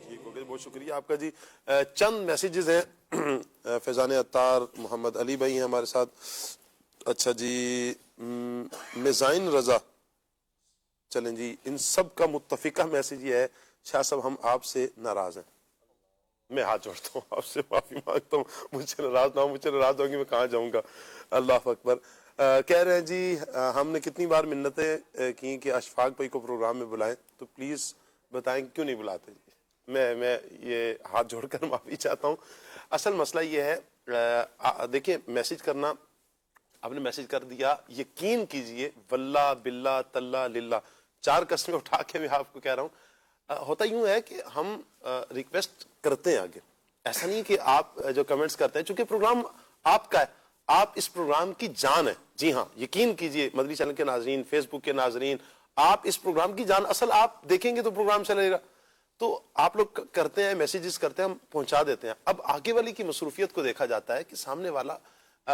کتنا مصروف ہے اس کے پاس کون سا ٹائم ہے کس وقت وہ ٹائم دے سکتے ہیں ہمیں تو جیسے ہی ہمیں کوئی ٹائم ملتا ہے جن سے ٹائم ملتا ہے تو ہم کوشش کرتے ہیں فوراً ہم ان کو لے لیتے ہیں تو ریکویسٹ پچھلے دنوں مل کر بھی عرض کیا تو انہوں نے بھی یہ کہا انشاءاللہ جیسی کوئی ٹائم کی صورت بنتی ہے تو میں آپ کو ٹائم دوں گا. اشفاق بھائی سے عرض پھر ایک مرتبہ کر دیں گے اور یہ ناراضی کا بھی بتا دیں کہ بھائی مجھ سے ناراض ہو رہے تو مجھ سے ناراض نہ ہو. اللہ پاک برکت ہے. تو اپنا کسی مسلمان سے بلا وجہ ناراض نہیں ہونا چاہیے. بہرحال ہمارا آج کا ٹاپک اشفاق بھائی کے حوالے سے میں یہ عرض کرنا چاہوں گا ناظرین کو کہ وہ رات میں چمکنے والے ستارے ہیں. ان کی جو مصروفیات ہوتی ہیں, محافل ہوتی ہیں, پھر ریکارڈنگز وغیرہ بھی ہوتی ہیں, سلسلے بھی ان کے ہوتے ہیں, تو ماشاءاللہ ان کی جو لائف اسٹائل ہے, جو پریکٹس ہے, تو وہ رات میں کراچی کے ماحول سے اور دیگر ماحول میں نا بڑا فرق ہے. جی جی پنجاب میں چلے جائیں, اندرون سندھ کی طرف چلے جائیں, بلوچستان کی طرف چلے جائیں, KPK کی طرف چلے جائیں, وہاں پر یہ ہے کہ رات جلدی سو جائیں گے. یہاں تو رات کو دیر تک سونے کی صورت ہوتی ہے. اسے بھی رمضان شریف کی آمد ہے اور انشاءاللہ سحری کا سلسلہ حسب معمول وہ کرتے ہیں, تو انشاءاللہ پھر روزانہ ہی زیارت ہوگی. روزانہ زیارت ہوگی انشاءاللہ. 4 بجے سے مجھے میسج آیا. اللہ اکبر, اللہ برکت. رات کو چمکنے والے ستارے ہیں. کیا بات ہے. یہ اتار کے ستارے ہیں, کچھ صبح چمکتے ہیں شاہ صاحب کی طرح, کچھ رات میں چمکتے ہیں اشفاق بھائی کی طرح. اللہ برکت ہے. تو جی آج کا ٹاپک حضرت سیدنا نوح علیہ السلام. یہ ہمارا راہ میں آخری سوال سجاد بھائی سے لوں گا. اللہ پاک کا حکم اور نوح علیہ السلام کی تعمیل, کہ اللہ پاک کا حکم ہے, یہ اس کو کس انداز میں لیا, قرآن نے کس انداز میں بیان کیا, اور ہمارے لیے اس میں سبق کیا ہے؟ سبحان اللہ. حضرت نوح علیہ السلام کو اللہ رب العالمین نے ظاہر نبی پہلے رسول ہیں, یہ انسانیت کی طرف جو پہلے رسول بن کر آئے. نبی تو حضرت آدم علیہ السلام, حضرت شیس علیہ السلام, ادریس علیہ السلام بھی نبی تھے, لیکن پہلے رسول بن کر جو آئے وہ حضرت نوح علیہ السلام ہیں. اور اللہ رب العالمین نے فرمایا انا ارسلنا نوحا, کہ ہم نے نوح علیہ السلام کو بھیجا کہ قوم کو جا کر کے ڈر سنائیں اس سے پہلے کہ ہمارا عذاب آ جائے. اللہ عذاب کے آنے سے پہلے ان کو ڈر سنائیں. تو حضرت نوح علیہ السلام نے اپنی قوم سے جا کر ارشاد فرمایا ان اعبدوا اللہ واتقون, کہ جو ہے نا اللہ کی عبادت کرو اور ڈرو, وَأَطِيعُونِ, اور میری اطاعت کرو. اللہ رب العالمین نے یہ سارے انعامات, یہ سارے تذکرے قرآن پاک میں ارشاد فرمائے پوری تفصیل کے ساتھ. اور ساتھ میں جو ہے نا حضرت نوح علیہ السلام نے اپنی قوم سے فرمایا تھا کہ ان اعبدوا اللہ واتقون, کہ تم جو ہے نا اللہ کی عبادت کرو اور تقوی اختیار کرو. یغفر لکم ذنوبکم, اللہ تمہارے گناہوں کی بخشش و مغفرت فرما دے گا, تمہاری جو خطائیں ہیں نا ان کو معاف فرما دے گا. اب ہمارے لیے اس کے اندر پیغام یہ ہے کہ جو حضرت نوح علیہ السلام نے اپنی قوم کو پیغام دیا تھا وہ قرآن کے اندر اللہ رب العالمین نے کس لیے بیان فرمایا, تاکہ ہم بھی اس سے استفادہ کریں. اللہ رب العالمین نے جو احکام قوم نوح کے لیے بیان فرمائے تھے, گویا کہ ہمارے لیے بھی اس کے اندر سیکھنے کا یہ ہے کہ ہم اپنے رب کی وحدہ لا شریک کی عبادت کریں اور کیا کریں, تقوی اختیار کریں. اللہ رب العالمین نے ہمارے لیے بھی یہی حکم ارشاد فرمایا اپنے محبوب صلی اللہ تعالی علیہ وسلم کو کہ اے محبوب آپ جو ہے نا اپنی امت سے فرما دیں کہ وہ جو ہے نا کیا کریں, آپ کی اطاعت کریں. تو اللہ رب العالمین کیا فرمائے گا, ان کنتم تحبون اللہ فاتبعونی یحببکم اللہ ویغفر لکم ذنوبکم.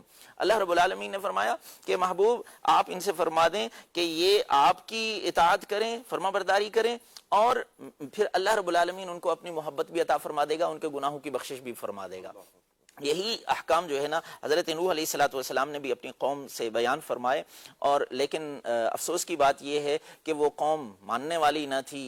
کچھ چند افراد ہی حضرت نوح علیہ السلام کے اس تبلیغ کے نتیجے میں جو ہے نا ایمان والے بنے. لیکن اللہ رب العالمین کا کرم ہے کہ اللہ نے ہم سب کو ایمان کی دولت عطا فرما دی ہے. اب عمل صالح کی طرف ہم آ جائیں تو نتیجے کے طور پر جو ہے نا انشاءاللہ اللہ رب العالمین ہم سے راضی ہو جائے گا. انشاءاللہ اللہ پاک سب کو برکتیں عطا فرمائے. مدنی چینل کے ناظرین, یقیناً حضرت سیدنا نوح علیہ السلام کی تبلیغ, آپ کی ہمت, آپ کا حوصلہ اگر پڑھتے ہیں تو یقین کریں مزے کو مزہ آ جاتا ہے. کیسے با ہمت افراد ہوتے ہیں انبیاء اکرام علیہ السلام. پھر نوح علیہ السلام کہ حضرت نوح علیہ السلام کی تبلیغ کا جو جواب آپ کی قوم نے دیا وہ کتنا خطرناک تھا. معاذ اللہ آپ کو جھوٹا کہا گیا. اچھا, توحید کو ماننے کے بجائے انہوں نے وہ کفر و شرک میں ہی پڑے رہے. اچھا, ایک تو یہ, دوسری طرف جو دھمکیاں دیں کہ آپ اپنے واعظ و نصیحت کو, دین کی تبلیغ کو اگر آپ نہیں روکیں گے تو ہم آپ کو پتھر مار مار کے معاذ اللہ قتل کر دیں گے. یہ تک دھمکیاں حضرت نوح علیہ السلام کو دی گئیں. انکار بھی کیا, جھٹلایا بھی, دھمکیاں بھی دیں. آپ کی شان میں معاذ اللہ کتنے ہی نازیبا جملے کہے گئے, گستاخانہ جملے بھی کہے گئے, یہاں تک کہ معاذ اللہ آپ کو پاگل کہا گیا. استغفر اللہ. गोया नूह अलैहिस्सलाम को जिस्मानी टॉर्चर भी किया गया, आपको रूहानी टॉर्चर भी किया गया, आपको कल्बी टॉर्चर भी किया गया, जहनी टॉर्चर भी किया गया, हर एतबार से आपको अजियतें दी जाती रहीं। इन सरकशियों के बावजूद हजरत नूह अलैहिस्सलाम का किरदार कितना प्यारा है। आप उलुल अज़्म पैगंबरों में से हैं, रसूलों में से हैं, इंतहाई बाहिम्मत रसूल हैं। आपने दीन की जो तबलीग है इसको रोका नहीं, ये सारी तकालीफ आप बर्दाश्त करते रहे, लेकिन आप दीन इस्लाम की तबलीग, अल्लाह पाक की तौहीद की वहदानियत की तबलीग आप करते रहे। अल्लाह अकबर। कुरान कहता है कुरान पाक में, वक़ज़्ज़बत क़ब्लहुम क़ौमु नूहिन फ़क़ज़्ज़बू अब्दना वक़ालू मजनून वज़दुजिर। उनसे पहले नूह की कौम ने जुटलाया तो उन्होंने हमारे बंदे को झूठा कहा और कहने लगे ये पागल है, और नूह को झड़का गया। अल्लाह की पनाह, अल्लाह की पनाह। यानी अल्लाह ताला ने नबी करीम सल्लल्लाहु अलैहि वसल्लम को उलुल अज़्म रसूलों की तरह सब्र व बर्दाश्त का हुक्म अता किया, और उन बाहिम्मत रसूलों में हजरत सैयदना नूह अलैहिस्सलाम का शुमार भी होता है। अल्लाह पाक फरमाता है, फस्बिर कमा सबरा उलुल अज़्म मिनर रुसुल, ए हबीब तुम सब्र करो जैसे हिम्मत वाले रसूलों ने सब्र किया। उन हिम्मत वाले उलुल अज़्म रसूलों में सैयदना नूह अलैहिस्सलाम का भी शुमार है। अल्लाह पाक आपकी तुरबत पर मजीद करोड़ रहमतें नाजिल फरमाए, आपके दरजात में मजीद बुलंदियां अता फरमाए, आपके फैज़ान से हमें हमारी नस्लों को मुस्तफ़ीज़ फरमाए। आमीन बिजाह ताहा व यासीन सल्लल्लाहु अलैहि वसल्लम। सुब्हानक अल्लाहुम्मा व बिहम्दिका अशहदु अल्ला इलाहा इल्ला अंता अस्तगफिरुका व अतूबु इलैक। बढ़ते हैं सलातो सलाम की तरफ। या नबी सलाम अलैका, या रसूल सलाम अलैका, या हबीब सलाम अलैका, सलावतुल्लाह अलैका, सलावतुल्लाह अलैका। अज़ तो फैज़ गौसे आज़म गंज बख्श फैज़े आलम, सदक़ाए इमाम आज़म दूर हो सभी के रंजो गम, या नबी सलाम अलैका, या रसूल सलाम अलैका, या हबीब सलाम अलैका, सलावतुल्लाह अलैका। खुले आँख सल्ले अला कहते कहते, खुले आँख सल्ले अला कहते कहते, खुले आँख सल्ले अला कहते कहते।